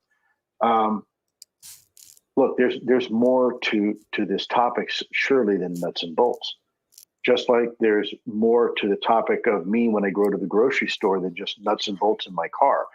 There's all sorts of things behind it. There's intent and there's motivations and there's, if you want to say spiritual aspect, sure. I mean, we are, as human beings, I often say, if it's we a are spiritual thing, then how can they have physical craft and how can they crash? These people talking nonsense. Spirits having a physical experience. There's more to Ross or Bryce or Lou than this, right? Because if I lose my arms in an accident and even my legs, I'm still lizard people feeding Lou back if I to suffer a knowledge. traumatic brain injury because I get too close to some ordnance or something like that happens, or I trip on the sidewalk, I might have some debilitating issues with my brain, but I'm still Lou. Like a BB right? gun So potato gun it's not shooter. the body Yes. that defines Lou, the physical nuts and bolts. It's not They're even shooting the intellect souls out of the that defines sky. Lou. I know, it's so There's stupid. something else that defines Ghosts you. are What makes constructing you me and what UFOs. makes you Yes. and your audience your audience. because it's not just a physical He's body. trying to say they're more than just grifters. The question is, You're what is right. it? Grifters need medical insurance. Millennia, mankind has been giving it labels like the soul, the spirit, the chi, the id, whatever you want to call it. But there is something else that's a little bit more perhaps elusive and yet indelible. They're eating the dogs. They're eating the Wilcox. That makes us and the human experience. Look, I tell people all the time. Yes. You know, if you want to believe transmedium, in I can ask you a very simple question: do you love your kids? Transmedium. People will say, "Yeah, of course I do." And my answer is, then prove it. How can you? You can't touch it. You can't taste it. You can't hear it. You can't smell it. How do you know it's real? Well, can you even define it for me? No. I mean, we all comparing feel it. We all know love it's there, and to yet UFOs now. we all have a very, very difficult time putting our finger on just exactly what it is. Tell me that you want to talk for an hour without saying anything. Accept it to be a real thing. So we are spiritual beings. At least most of us, unless someone's sociopathic, perhaps. Nonsense. Exactly. We are beings that are very spiritual. I do believe the ego is. So is it really that dangerous one, though? To say the holy, and thanks for being a member. NHI also have this aspect to them. No, thank you. It's quite possible. Look, we appreciate you. I've got 4 German Shepherds, and they all have human names, and they treat them like a human. Why is that? Are they human? No, of course they're not human. But there's a connection there. It's beyond just the fur and the 4 legs and the tail, right? Better not go to the dog and myself, just like anybody who has a pet out there. Yes, he's risking his life and safety for all of us. It's a connection between kindred spirits. It's not just a physical connection. It's emotional and spiritual connection that we have to our loved ones. Yeah, maybe their souls. Exactly. Maybe there is another aspect to this. The problem is that from UFOs, maybe their souls. They're not really interested in that, are they? They're interested in incursions over controlled U.S. airspace. That reminds me. Where is it at? Steve Long posted this thing. Oh, this is so funny. Steve Long was a recent guest on the show, and he did say this. He saw the graphics I made for his guest appearance, and he says, when I first saw the graphics at Stephen Cambion made for the show, I said to him, this might be what finally gets me blocked by Lue Elizondo. And the graphics say, Lue Elizondo, UFO Messiah or UFO liar, with special guest Steve Long. And so Steve Long correctly predicted, Lue Elizondo is an intellectual weakling and a coward.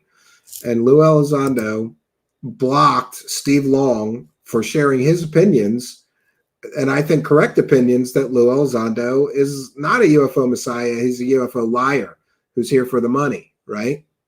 But Steve Long also says, nobody is claiming that physical beings of love crashed their vehicles on Earth and have been hidden by the U.S. government in secret facilities and programs for 80 years. Laugh out loud. ML says he is basically trying to sell us on the idea that he's talking about something so esoteric that he doesn't need proof. I think that is his argument just now. Yeah. Steve Long says every time you press them on their claims of tangible physical evidence, they go off on tangents about metaphysical pseudoscience. Yeah, I agree 100%. Let's get back to the video. Again, fair use. They're interested in potentially reconnaissance over sensitive military installations. They're interested in potentially the manipulation of our nuclear capabilities, right? Yeah, we're asking Australians in the audience if you want to talk about the other stuff. Good one, Patty. Probably your priest or your local imam or rabbi would Lue Elizondo block common sense. Yeah, he's a coward. Why is block people that are critical of him? Isn't really the best place. He lives in an echo chamber of lies. I don't want a general telling me what to think about block morality from a spiritual perspective. You want to tell me what to think about this from a national security perspective? We honored our side. We booted him out. You got to keep him now. But don't tell me what this should mean to me in humanity from a psychological or sociological or even a theological or philosophical perspective. That's none of their damn business. That's why we're having this conversation. That's why this type of conversation is so important. Great answer. And it makes me feel like Great you always answer. underrate yourself. You say, I'm not a physicist. I'm not this, but actually you become sort of our Carl Sagan, who's not, you're explaining these complex things to people. I like it. But Bryce, the thing is, you say that to all the girls, I'm sure. well, actually, I'm not. I think Carl Sagan Terry probably Hall, knew great. a lot more than he ever let on, if the truth be known in the future. Terry Hall says, Stephen, I have absolute proof that footage that's being aired on multiple shows is 100% fake. I was on location at the shoot, and we have footage of my own to prove it. Great. Then email me at truthseekershow@gmail.com. See if I have my banner. Truthseekershow@gmail.com. One truth seeker and the word show, all one word, @gmail.com. People get it wrong. Sometimes they send me something and it's like they send it to Truth Seekers and then show. They put an extra S in there. So that's the email address, Terry Hall. Truthseekershow@gmail.com. I'd be happy to take a look at what you have, especially if we can help prove a fake story. We love doing that here. Thank you, Terry Hall, for bringing it to me. Sure. But anyway, we're talking about the nuts and bolts, the national security parts of it. And I understand that. Yeah. And in your book and in a lot of these interviews you've done, you talk about how you want to be forward looking. So obviously, like Dave Grush is talking about a craft being recovered from Italy in 1933, right? So you're saying, well, I'm not looking there, I'm trying to look forward. And I get that. That makes a whole lot of sense. But on the other hand, if Roswell was Bryce Zabel forgets to tell you that Lue Elizondo pushed that fake Italian UFO crash story first. Then he gave it to David Grush, and he pushed it as well. Petito Tumba says, I can't believe they just compared Elizondo to Sagan. Now that's blasphemy. Sagan was critical about UFOs, even wrote a book everyone should read called The Demon Haunted World, where he criticizes UFOs and the woo. Yeah, I agree. Aliens are sus here's Lou grilling out back of the trailer park in his G-string, practicing his next interview. The sweat creates focus. Yep. A real event, then you know how government works. We all do. Government is going to say, wow, that was a big deal. And they just come out of World War II and they're going to try to get a plan together. So I guess I just want to know if you've heard about this, and if so, if you've heard anything that makes you feel one way or the other. And I'm specifically asking, can you confirm or deny that the creation of any kind of government group in the past that was either known as Majestic 12, MJ 12, Magic 12, or any of that, and was this Eisenhower briefing memo that became so famous in the 80s? Because you had memos you brought to a couple of these podcasts from the 50s. So it's not like you're not aware of it. Was this Eisenhower briefing memo supposedly given to him after he was elected, but before he took office in 1952, that told them about Roswell and Majestic 12? Is that It's Truth Seeker Show, one Truth Seeker, TruthSeekershow @gmail.com. Truthseekershow@gmail.com. You can reach me there, or you can DM me on Twitter or PM me on Facebook. A real document. Have you heard of Majestic 12? I'm aware of Majestic 12. Let me see if I can answer this in a way. He's got to think about this, because he can't just come out and say MJ12 and all those documents are fake, because he'll piss off a lot of UFO true believers. But I'm here to tell you that the MJ12 documents are completely and totally fake. That's been proven time and time again. It's succinct and accurate. There is absolutely a cabal, an organized group of individuals who have a comprehensive understanding of the U.S. government. They use that shit in the stealth bombers. In the UAP topic going back decades. They are very influential. And they guard this. The ray gun of Australian journalists. In the past, they have been able to exercise extreme influence, and I cannot overstate the terminology I'm using here. to keep this conversation squelched. And both Well, Dave Grush and I, and I cannot speak for Dave, have felt the brunt of that. Could be Chuck Bam. At one point. The Men in Black came after him and Dave prepared Grush. to go into that conversation right now. That will at Notice some that he point always does things like he says something extraordinary like, I felt the brunt of that MJ-12 group that's hiding the alien and UFO secrets, but I can't go into it right now. So he's giving himself a pass from follow-up questions or providing any details, right? And they all do this. All these grifters pretend the Men in Black are threatening them. Their lives are in danger. They're risking their lives to bring us the truth about UFOs, but all they ever bring us is dumbass recycled stories from the internet. This guy was a high-ranking intelligence officer, and the only information he has is shit that anybody can find on the Black Vault. You know, at some point you have to say a fraud is a fraud. He danced around pretending he had all these UFO and alien secrets because of his high-ranking top-secret clearance and running a Pentagon UFO program for 10 years that he never ran, by the way, except in the land of make-believe.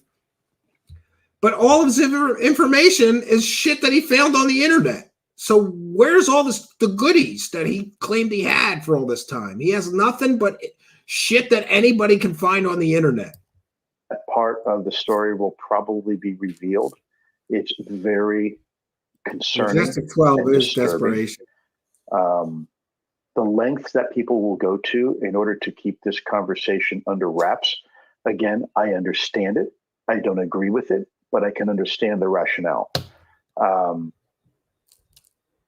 think I'm gonna leave it at that. He fans the flames of conspiracy theory. There is a very, very influential and powerful group of individuals. Yeah, and not me all and of Dave them are face necessarily that. I happy can't with this speak for Dave conversation after just. I guess the only follow-up I want on that is: have you seen that memo, yes. the Eisenhower briefing memo, and do you have any emotional feelings one way or the other about whether you think it's real or not? It was before my time. I have no idea. I wasn't even alive. You know, I'm aware of it. I saw it. I didn't write it. So don't take a firm position. On the same thing, Lou, you left an incredible job at the Pentagon to go and work for Tom DeLonge at To the Stars. Yeah, and the it's quite public had obvious. $1 million. You don't have to say it. It's very much in the public record because it was leaked to WikiLeaks. It's quite obvious that there were conversations going on between John Podesta and the White House, between General Neil McCaslin, General Michael Carey, Air Force, and Robert Weiss from Lockheed Martin. There were clearly discussions going on in anticipation of a Hillary Clinton expected victory in the presidential elections that year. It didn't happen, though. But Tom DeLonge did, in the years prior to those moments, make a number of quite astonishing claims. Yes, and he hasn't proven any of them. Do you take issue? You've heard what Tom said. Do you think Tom was accurately reflecting your understanding? Tom is his own man. Let me give you a little brief explanation of Tom DeLonge. Sometimes when you're in a crowded room, you need a bullhorn to get people's attention. You hear about the proverbial bull in the china shop. Well, Tom DeLonge is the hand grenade in the punch bowl. Very effective at getting attention. I agree, when needed. This was a topic that needed attention. Yeah. No, I do not agree with necessarily all everything. These people go to extreme lengths to keep these secrets under wraps. Then why wouldn't they just murder these so-called whistleblowers? Could it be because they don't actually have any evidence of anything and they just tell stories and collect money from stupid people?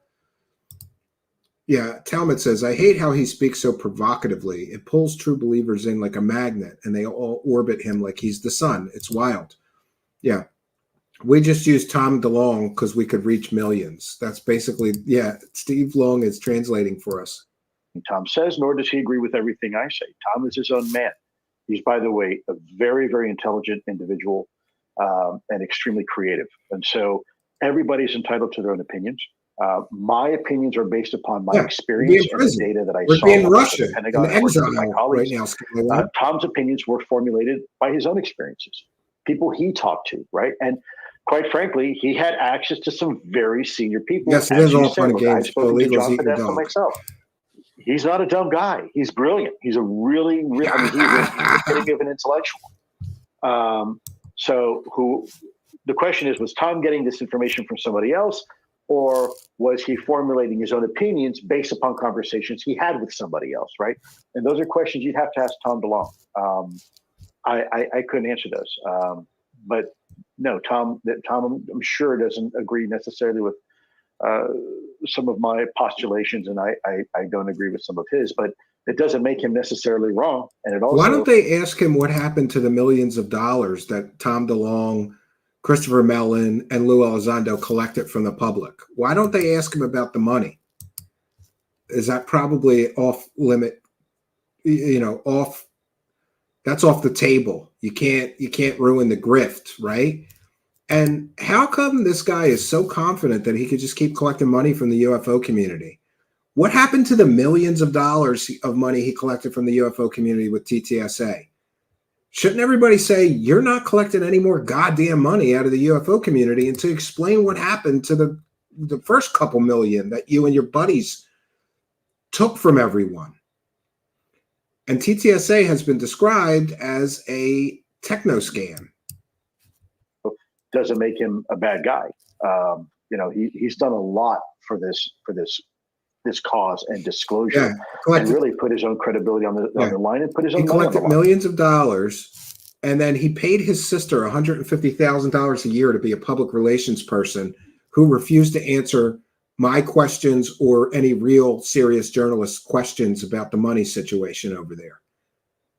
Does that sound like that's on the up and up? You're going to pay your sister $150,000 to be a public relations person, but then that public relations person is going to refuse to answer any and all questions that are critical of the organization? Which is a lot more than other people have done in the past. So, him and people like Robert Bigelow put their money where their mouth was. So, Lou, as we kind of wind down, I think you're right, here, Richard Warner. I just want to get clear on one thing, because I've now read your book, obviously, and I've heard you talk at length. I've heard you do the short interview, the long interviews. And what comes up a lot is the invocation of the NDA and the line where you've actually said, well, there's this line, I can go up to it. I think you've said, and I can put my— And we know from Arrow, there is no NDAs specific to UFOs or aliens or UAPs. So every time he invokes an NDA, it's just an excuse because he doesn't want to answer the question. Go on the line, but I can't go over the line, that kind of stuff. And by the way, by definition, nothing about alien spaceships, Roswell, alien crash retrievals, alien biologics, or alien implants is classified according to the Pentagon Office of Pre-Publication. So he can say whatever he wants about all those topics because nothing about those topics is either classified or sensitive. He can provide all the evidence and all the details he wants, according to the Pentagon, but he won't. And he hides behind an NDA that does not exist because it's a convenient excuse that helps the grift and the scam work. He could just pretend something's classified. And it's very colorful language and all that, and I get it. But I will say that the one thing that's frustrating for a lot of people is trying to get their brains around the line. Now, Ross walks his own line, by the way, where he's a journalist protecting sources, right? So it's not like he's a journalist that's been caught selling completely and totally fake stories for years now. Zabel, you dumbass. And again, where is Zabel's wife? Does your wife know that you work with somebody that keeps getting caught defrauding the public with 100% provably fake stories for money? That's your partner? My wife would divorce me if I was working with somebody that was so unethical, so immoral, right? Because there may be some consequences, Bryce Zabel, for the shit that you and your scummy partner, Ross Coulthart, have been doing for years now. You co-signed all of his fake projects. You co-signed all of his fake stories, talked about it on your podcast, collected money for his fake stories along with him, didn't you? It's ridiculous. These scumbags are allowed to get away with this. something that's only on you. It's on a lot of people in this world. But here's what I'd like you to clear up for us as best you can right now. How does one decide where the line is in this process that you're involved in? And how do you define that line so that there are no lines? You know, none of this is classified. Is someone else defining the line for you? Are you the definer of the line that gets it approved? Yeah. Where's the line? Unicorns. Exactly. Who's calling it? How do you respect it? There is a security classification guide that the U.S. government has on managing this information. I did not write it. It is property of the U.S. government, and in there are the left and right limits. And if you have a security clearance and you've been briefed into this topic, there are lines in black and white that tell you, you can say this, you can't say that. You can say this, you cannot say that. And if you want to say that, you've got to go through this process, go through the Original Classification Authority, you got to go through DOPSR, you've got to get the reviewers to all look at it, and they will make a determination for you. So that's really important to understand. This is not world according to Lue. And yes, I'm willing to run right up to the line, as I've done many times. This is all bullshit. There are no lines. If alien crash retrievals, alien biologics, or anything that Lue Elizondo has been talking about was involved in classified or sensitive projects, they wouldn't let him even mention those things in public. And yet we're expected to believe that there's some magic classification guide that tells him what he can or can't say about the aliens. That's bullshit. It's complete and total horse shit, Lue Elizondo.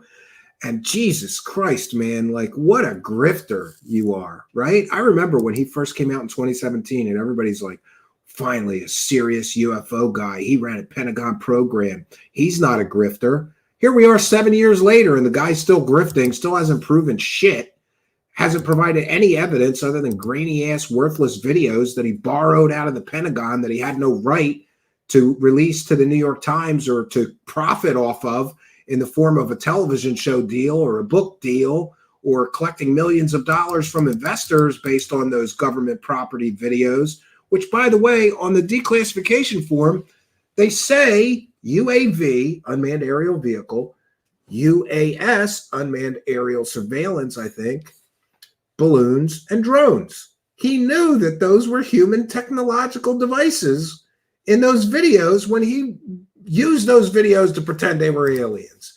That's a scumbag move. But I hope he made a lot of money, scumbag that he is. Times before, but I do have a security clearance. Look, I'm loyal I agree. to my Jason country. Partner says this is I am not rehearsed. going to leak Yeah. information. They- And I'll tell you right now, as I said before, this whole if I'm interview. put jacked up against a corner and I have to make a decision, national security or disclosure, I will always choose national security. I'm not going to lie to you. That's what I will do because I'm a patriot and I love my country.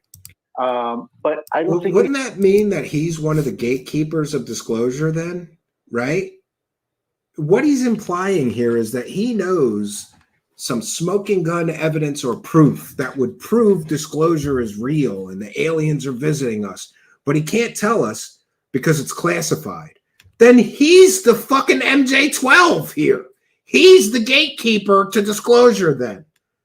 If he had real evidence, how would they ever, like, imagine if he did testify before Congress and right there in Congress he said, here's the proof, bitches, in the middle of a congressional hearing. How could they prosecute him if it was true?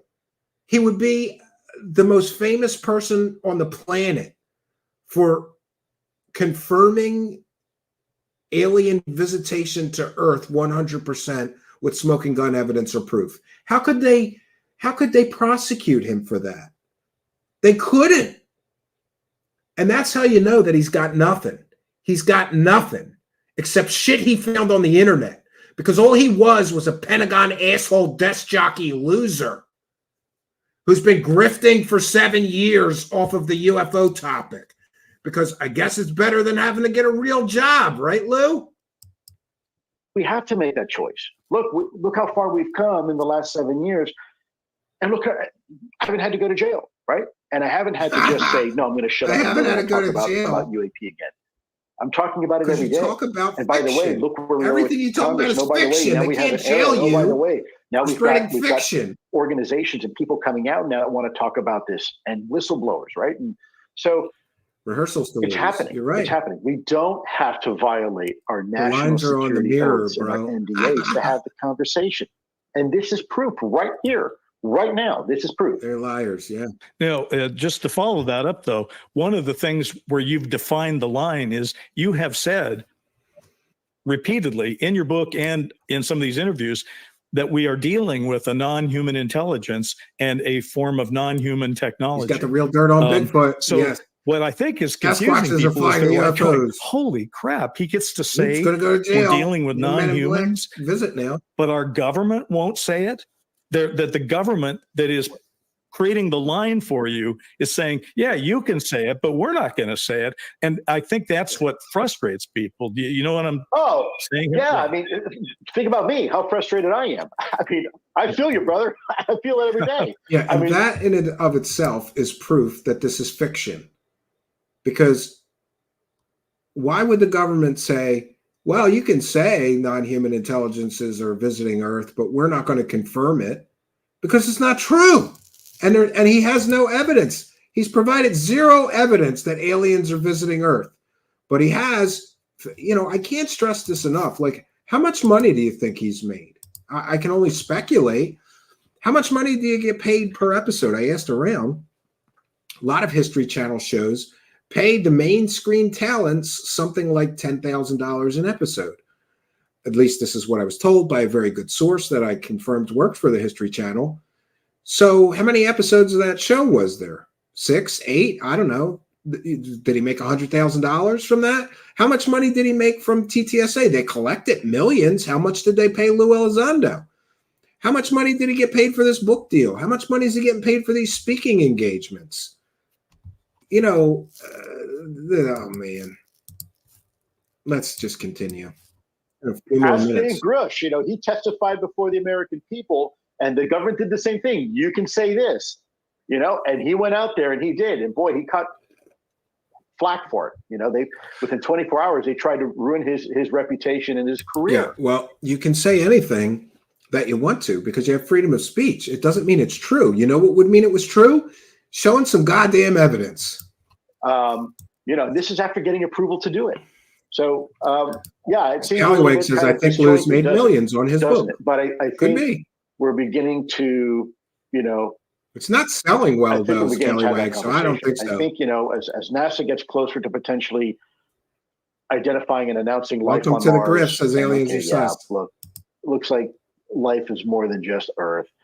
That part of the conversation probably will naturally come, and probably very quickly. Well, that's an optimistic tone. Lou, I'm very conscious that we're coming to the end of our time. Microbial life on planet Mars does not prove that alien space monsters are coming to Earth and murdering humans, or that aliens are visiting Earth at all. It would just prove that there's life on other planets, even if it's simple single-cell organisms, microbes, or bacteria, or whatever. With you, but on the way out, is there reason for optimism with Congress? I know all the politicians are very distracted by the election at the moment, but do you detect any lack of resolve from senior people? He's made some money, but not as much as he thought he would. There's a few there that have interest with the military. He thought he was going to get rich quick. And they historically side with them. And famously, his wife bitched and complained that everybody else was making a lot of money and they weren't. But it's legal. Fortunately, there's a lot of people on the other side that want to see transparency, and they're pretty formidable. I've seen them personally engage on this topic. They're not afraid to have He's not doing those shows. I'll leave you with a little joke I used to tell the goodness of his heart. He's doing those shows to sell the book. If you look at the word progress, it's really the truncation of two words: pro in Latin meaning forward, and gres meaning movement, so forward movement. So it's no wonder Congress is named what it is.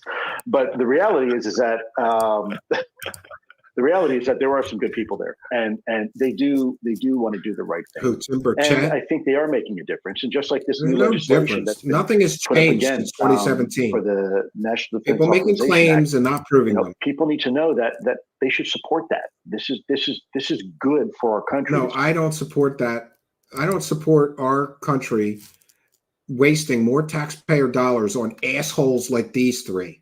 These three assholes have made enough money. Why should the government spend money to investigate their evidence-free claims? That which can be asserted without evidence can be dismissed without evidence. This is good for America. Look, I strongly believe America deserves to know the truth. America can handle the truth. Just have the conversation with the American people. Let them decide. So again, I don't want to disparage anybody in Congress. I think There's intelligent life is extremely, extremely rare in the hard universe. on both sides of the aisle. Let me emphasize that. Both sides, both liberal and conservative.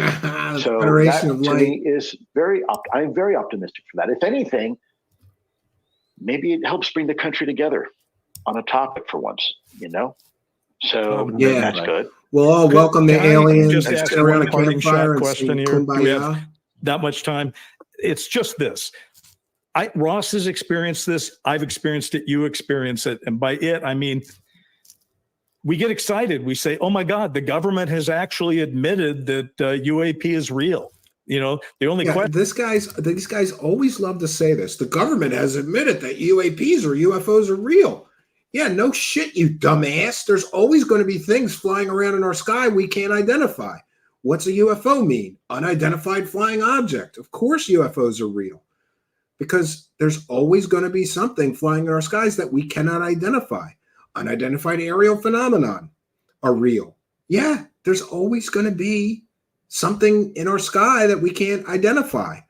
But these guys make the jump that because the government has said UFOs or UAP are real, that must mean that aliens are real and that the UFOs and the UAPs are aliens. The government has never said that. In fact, they have emphatically denied that there's any evidence of extraterrestrial anything when it comes to UFOs. See the Arrow report. What the government has basically said is a bunch of wackadoos like these guys have been pumping this shit for years and never proven anything. They mistake projects, claiming they're alien crash retrieval projects when they're clearly not.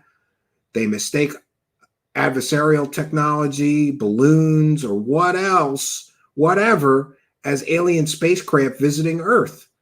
The fact that the government has said UFOs or UAPs are real, you have to take that in the sense that it is meant. Yeah, there's some things flying in our sky that we can't identify. But these clowns always say that, well, the government has confirmed that UAP are real. Isn't that amazing? No, because they didn't say anything about aliens, you dumbass. God. Question is, who are they and what do they want? But they're admitting that it is now real. And there's whistleblowers out there that say we have crash wreckage and we have this, and we get excited. And we tell our friends and family. And quite often, a lot of them will say, huh, that's interesting. Yeah, I'm you want fired up Italian tonight or what? I had a rough day, And Steve Long. I'm taking it out on these grifters. Because I go, what could be more important than trying to get to the bottom of this? So I'm just wondering, Bryce, have you experienced that, and what is your thought?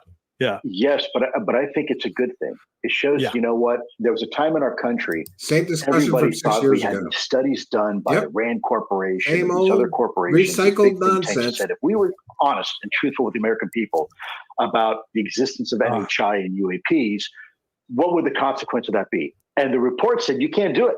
You absolutely, because it will collapse the very social structure and fabric of our country. Yeah, he's talking about the Brookings Institute study, which basically said that there would be societal upheaval if we told people that aliens are real. But there was no, what you have to remember about that study is it's hypothetical. It's not like they know aliens are real and they wanted to study what would happen if we told people the truth. It was a hypothetical study. And it had to do with what the government would do if, for example, NASA found evidence of an ancient civilization of an intelligent nature on Mars or the moon or whatever. Should we tell the people the truth? And that study determined that there would be religious upheaval and societal upheaval. So no, we shouldn't tell them if we find that. It doesn't really mean much. It's a hypothetical study. Right? People will go run on the banks. Right. People will lose faith in their religions. People won't pay their taxes. People will go rob the stores. None of that's happened, right? Yeah, Dyson spheres are interesting. Meh. I think it's a good thing because you know what? It proves that we can handle the truth. You're right. We're still doesn't going to mean pay our alien. mortgages. We're still going to pay our cell phones. We're still going to take our kids to the PTA meetings and have talks to the teacher. That's a good thing. And I good to see you, Eric. Art. I haven't seen you in a long time. It's being Welcome. received that way because the I miss opposite your is cool catastrophic artwork. disclosure. And I think most people in the government don't want that. Oh, catastrophic Well, disclosure. respect and appreciation for Buzzwords what you again. do. Thank you. Buzzwords Gentlemen, again. my honor and privilege again. Thank you. And Ross, really appreciate what you guys are doing. Yeah. Lue Elizondo really appreciates what Ross is doing. Hey, Lue Elizondo, how does a disgraced scumbag journalist selling completely and totally fake stories about aliens and UFOs help disclosure, you asshole? If he was really about disclosure, wouldn't he be like, you are a disgrace to disclosure because you keep getting caught selling completely and totally 100% provably fake stories about aliens and UFOs, and that is a detriment to the whole concept of getting disclosure or the truth. You're selling lies and deceptions, provable 100% fake stories. No, Lue Elizondo is telling Ross what a great job he's doing selling those completely and totally fake stories. Wouldn't a guy that really cares about disclosure never speak or do an interview with a scumbag that keeps getting caught selling 100% provably fake stories about aliens and UFOs? Because wouldn't that make this subject worthy of mockery? You know, when people say, oh, that shit's all fake, it's because of people like Ross Coulthart who keeps getting caught selling fake stories.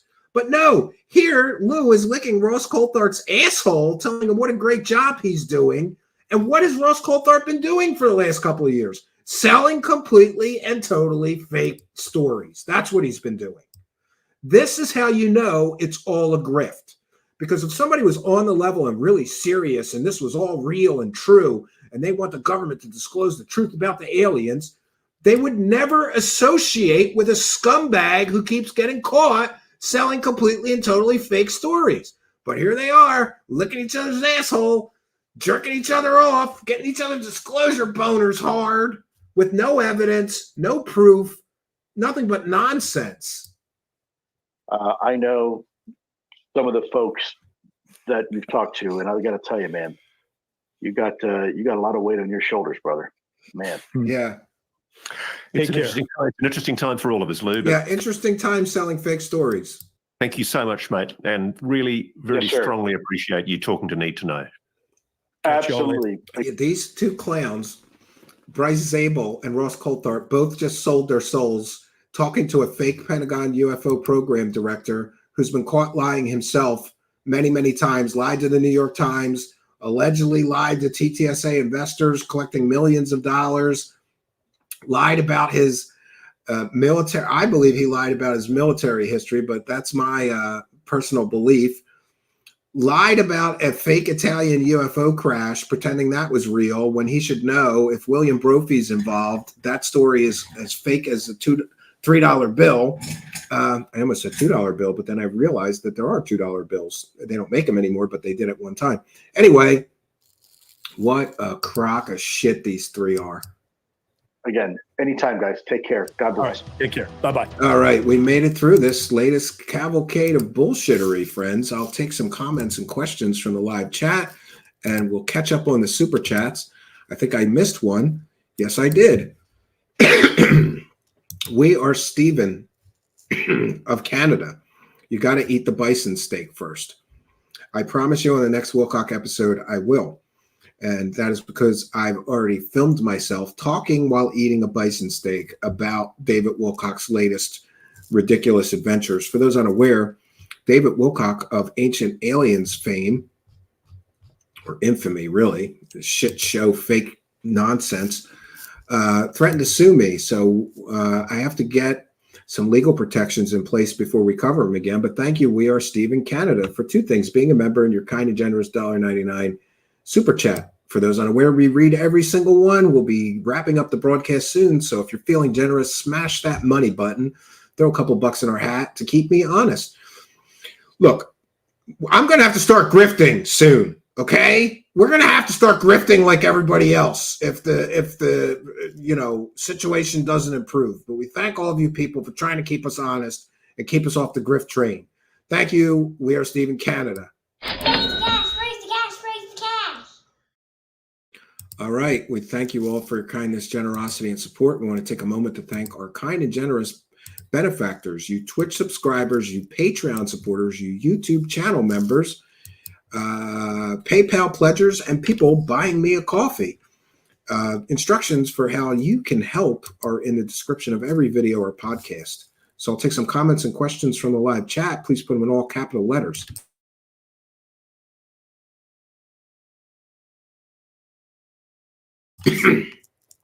Digital Vortex is here.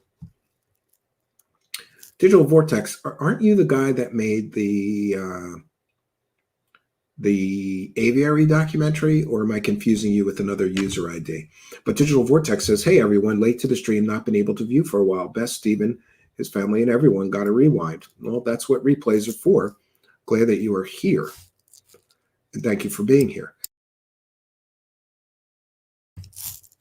Aliens are sus. Linda Moulton Howe has proof. It's under a PlayStation secret file on her laptop. Fear the whack of her shovel. I don't care what anybody says. Linda Moulton Howe killed those cows. She definitely killed those cows just to get fake alien stories. After eating bison, you'll need to atone by growing some wheatgrass. Not a fan of wheatgrass. I used to date this girl that was a health freak, and she would, I don't know, make these smoothies with wheatgrass. Oh, no, thank you. I'd rather die 5 years early than drink that shit. Oh, Digital Vortex's newest documentary, They Want You to Believe, is excellent. I was lucky enough to catch the live premiere. Oh, Digital Vortex, then you're the right person. I got to go over there. I got to go to the YouTube live chat so that I can, well, let me just put in Digital Vortex, see if I find it. Hey, Digital Vortex, you should email me. I'd be happy to review your latest documentary. I found your channel. No, I didn't see the new one. Is there, I only see the Avary, Disturbing Truth of UFOs. I don't see the new one. They Want You to Believe that someone's talking about. Yeah, do you mind? Can we do a watch party of that, Digital Vortex? Do you mind if we play that and I have a panel of people here watching it with me and we talk about it while we play it? And also, I wanted to talk to you about that documentary. Oh, thank you. Terry Hall has emailed me with some great evidence of UFO fakery and fraud. And I got to tell you, we love that. Yeah, ML says that would be fun. Yeah, I'd like to have a panel show and play the documentary. So let me know, Digital Vortex, would you be okay with us playing the documentary here with a panel of people, and we'll be talking while it's playing and talking about it? I think it'd be great to do a watch party of that, because it's such, for those unaware, Digital Vortex made a great historical documentary about the Avary, which is, it's Richard Doty and all of these other old school UFO researchers, and a sort of disclosure effort that they were trying to force the government to tell the truth about aliens and UFOs. And there was UFO Cover Up Live, where Doty was in a voice disguiser. It's a whole ridiculous story, but Digital Vortex did an incredible job on that documentary. It is very, very good. Oh, he took down his latest documentary due to some audio issues. Well, I look forward to him putting it back up. And Digital Vortex says, yes, I made the Avary. You were kind. I mean, oh, great. I was planning on sending it to you. It releases next week, but yes, you can stream it. Oh, that's awesome. I was going to do, maybe we'll do both. We'll do the old one and the new one. A couple of people have been asking me to do panel shows, Digital Vortex, but the panel shows go off the rails. There needs to be a focus to do a panel. So I thought we could do a watch party and play the Avary documentary and talk about it. And that'll keep us sort of focused and not going off the rails, you know? Grant, Terry Hall says, Grant Cameron was the Avary inventor. He coined the term, if I recall. Yeah, he probably did. Yeah, Digital Vortex, send me a link. I'd love to get a preview of that new documentary. Your first one was great. And I was going to talk to you because, you know, we have, what do we have? 3 free documentaries here on our channel. And I was going to try to buy the rights to stick yours on my channel. If you want to email me, we'll talk about that off air. Because we'd like here, I'd like my channel to be of great public benefit. And you've already sort of exposed so many people on your channel to those documentaries, but I think maybe I can expose more people as well. And just put them in our free documentary section and give you the proceeds or give you a payment so that I don't have to send you pennies every month, you know. Prefer to go off the rails off cam. Yes, ML. No, we haven't done a panel show in a while, so some of you people might not know this, but man, they get crazy. One time somebody got so drunk that he fell over and like crashed into the floor right on the stream, you know. People have porn bombed our panel shows. People have N-word bombed our panel shows, you know. They just get crazy. That, or we get crazy people that are like, hey, I got a great story about meeting aliens and I'm going to go on this panel show with 12 other people and not let anybody else talk for an hour. They get a little nutty. But of course, some of that is, Terry Hall remembers that drunk guy falling over. Yeah. ML, the drunk person. Yeah, they're still up. They're still up, I think. The fall down drunk panel episode was one for the ages. Yes, Steve Long says the Avary was a term started by the original MJ-12 researchers, William Moore and Jamie Shandera. I believe that is correct, Steve Long. Now he's drunk, the UFO grifter Kool-Aid. Yeah, we covered Leto a few times. He's a funny guy. Not a fan of the panel shows. That's why I've been infrequent. Stay focused, stay on topic, keep it mission critical. Well, Eric, we haven't done a panel show in a long time. Maybe in 6 months, I think. Maybe we'll do one tomorrow, right? We'll see. We'll see what happens. I don't know. I know people like those panel shows because they're so crazy. We want to thank.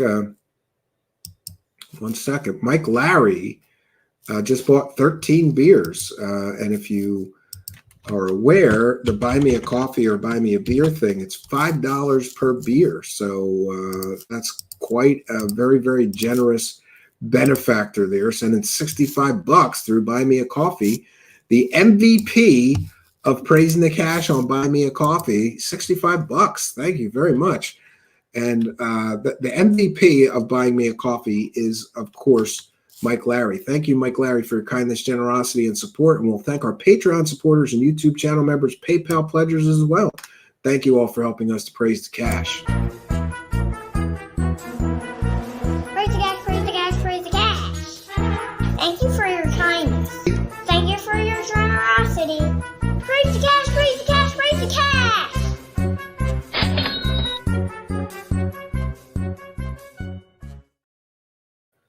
All right. Well, I think we have done our due diligence. Oh, no, I want to thank Maria for a kind and generous $20 PayPal pledge. For those unaware, you can send a PayPal pledge. You can hit the money button and send us a super chat, or you can buy me a coffee.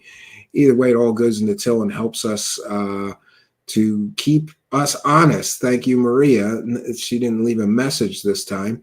Thank you for your kindness, generosity, and support, and helping us too. Praise the cash, praise the cash, praise the cash. Yeah, we had a good day of praising the cash today. Yeah, Operation Shutdown says Mike Larry is a legend. Praise the cash. And Digital Vortex says, I will email you tomorrow. We can discuss it. We'll try to send you a copy in the coming days. Well, the new one you should just leave on your channel for a few months. But when it looks like it's not getting any more views on your channel, maybe we can put it on mine as well. I don't know. We'll talk off air. I would really like our channel to have a lot more free documentaries. I'm working on another one, but I'm really slow, Digital Vortex, because I'm too busy doing the live shows. But every week I try to peck away a couple hours here, a couple hours there on the new documentary that I'm doing, which is all about Bob Lazar, the rest of the story.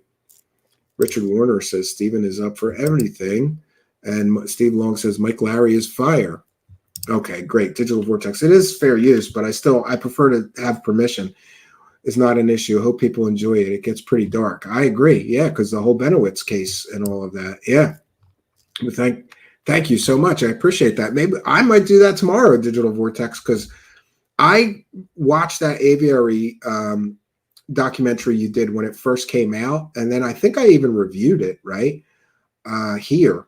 And I sent so many people the link because I thought you did an incredible job. And it's so funny because before you did that documentary, I thought about doing a show or a documentary about the Avary.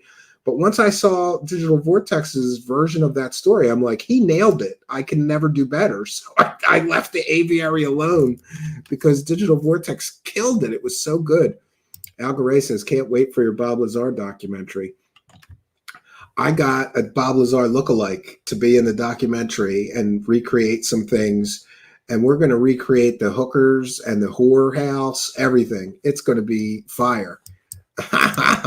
Scallywag says, UFO Jesus lives in a bare bones apartment with a privacy screen and threadbare rug. That guy is weird.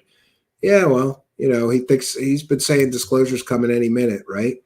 Give Lue some hubcaps and he'll write a book. Lue, the stalker of truth for ufology. Lue's a good laugh. He sure is, right?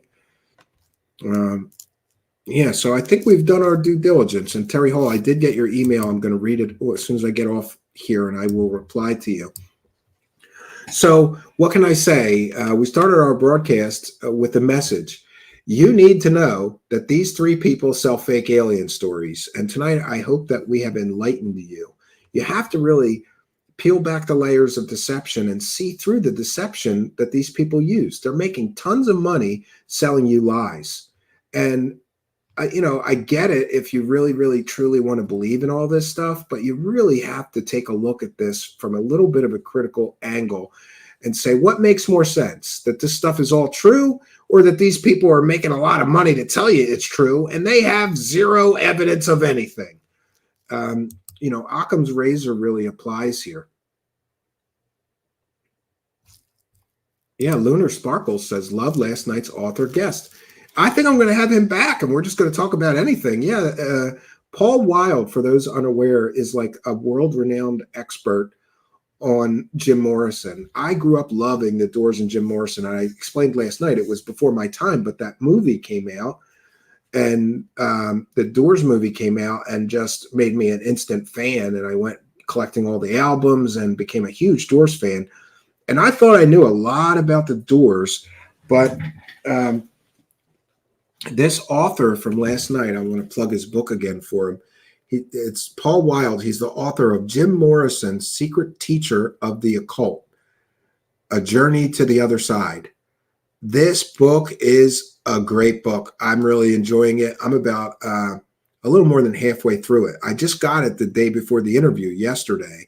It was late in the mail, which I hate, because when I interview an author, I feel like a kid that didn't do his homework unless I read the entire book, and even sometimes read parts of it again and make notes. I didn't have time to do that, but that guy is so great. We learned so much more about Jim Morrison than I ever thought I knew. And that's last night's show, Jim Morrison, Secret Teacher of the Occult, A Journey to the Other Side, with author Paul Wilde.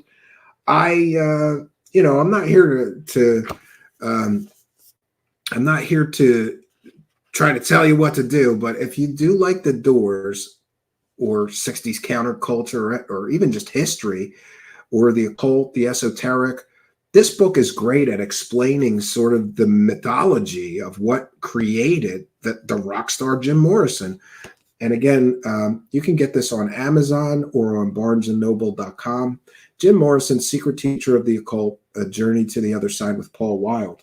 And yeah, I'd like to have him on talking about other stuff. Apparently he's into a lot of stuff like astrology and esoterica and occult stuff. So maybe we'll have him back, right? Yeah, so I think we've done our due diligence. Yeah, all the crap I believed was true due to Oliver Stone. Yeah, Paul Wilde said that movie is accurate on some things and very inaccurate on others. I think the books are better, especially books written by the actual members of the Doors. They're a little more historically accurate of the whole Doors story. When You're Strange, Scallywag says, When You're Strange really spoke to me as a teenager. Man, I love that song. Yeah, me too. I was a weirdo. I was a shy, weird nerd. So When You're Strange, that appealed to me as well. So we've done our due diligence. I think that we have taught you that what you need to know is that these three scumbags sell fake alien stories for money. And that's what it's about. Let's be clear. It's all about the money for these guys. They're not here for the truth. Because if they were, they wouldn't keep selling completely and totally fake stories. They would do the right work and figure out the story was fake before they sold it as a true story. Ross Coulthart is the worst. He is just a disgraced journalist scumbag. I didn't mention it in tonight's broadcast, but did you know he accused a bunch of people of being child sex predators in the British government, and they weren't? That's why he doesn't work at 60 Minutes Australia anymore.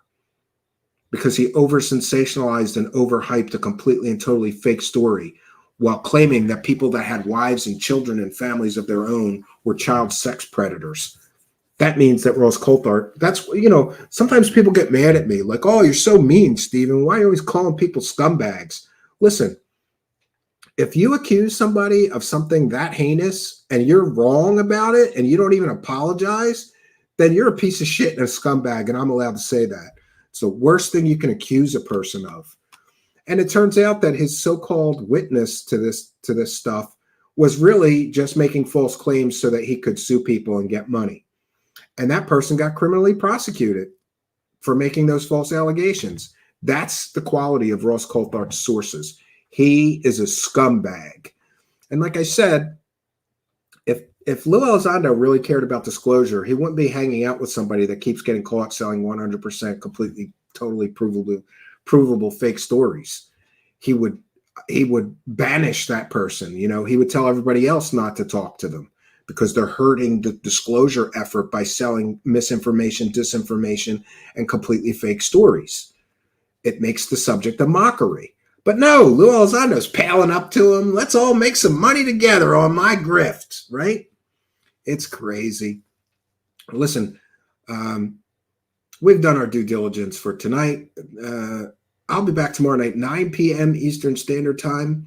No place I'd rather be. I hope you'll be here with me. I'm not quite sure. I have a show prepared or a couple of shows prepared in folders. I've got my folders to go through tonight to figure out tomorrow's show. Or we might do a watch party and panel. So, yeah, we've done our due diligence. That's all I got for you.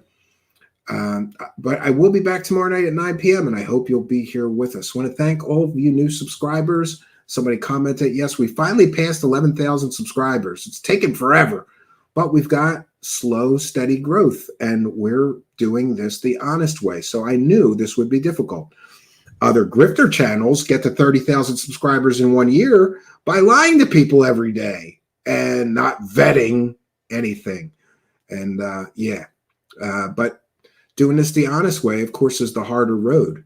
But I truly believe in that saying, take the road less traveled, or blaze a trail yourself. And certainly we've been doing that here. And my thanks to all of you for all of the tremendous support that we have gotten. Got to do the good YouTube thing and remind you to please take a moment to, we got another one here. Tommy T, says, thanks for all your due diligence. No, thank you for your kindness, generosity, and support. A late one on the way out, but we'll take it. Thank you, Tommy T, who says, thanks for all your due diligence. Yeah, we do our due diligence here. Thank you for recognizing that. Thanks for appreciating us. We certainly appreciate you and all of you helping us to. Raise the cash, raise the cash, raise the cash. All right. I'm glad I checked before we bounce on out of here. So I'm going to bounce on out of here. I'll be back tomorrow night, 9 p.m. Eastern Standard Time. I think we're going to do the panel and the watch party tomorrow, which means get your headphones ready, get your webcam ready, get your microphone ready, and get your beverages of choice ready. But we're going to try to keep things civil if we do this tomorrow. So that's all I got for you, friends. Until next time, my name is Stephen Cambion. Good night, and God bless all of you. And God bless Lue Elizondo, God bless Ross Coulthart, and God bless Bryce Zabel. I'm going to put them in my list of people I pray for daily. I'm going to pray that they do something better with their God-given talents than lie to people and sell people completely fake, false information to make a living. Their families deserve better than to have a liar running their family, deceiving people, and defrauding the public for money. Good night, and God bless all of you.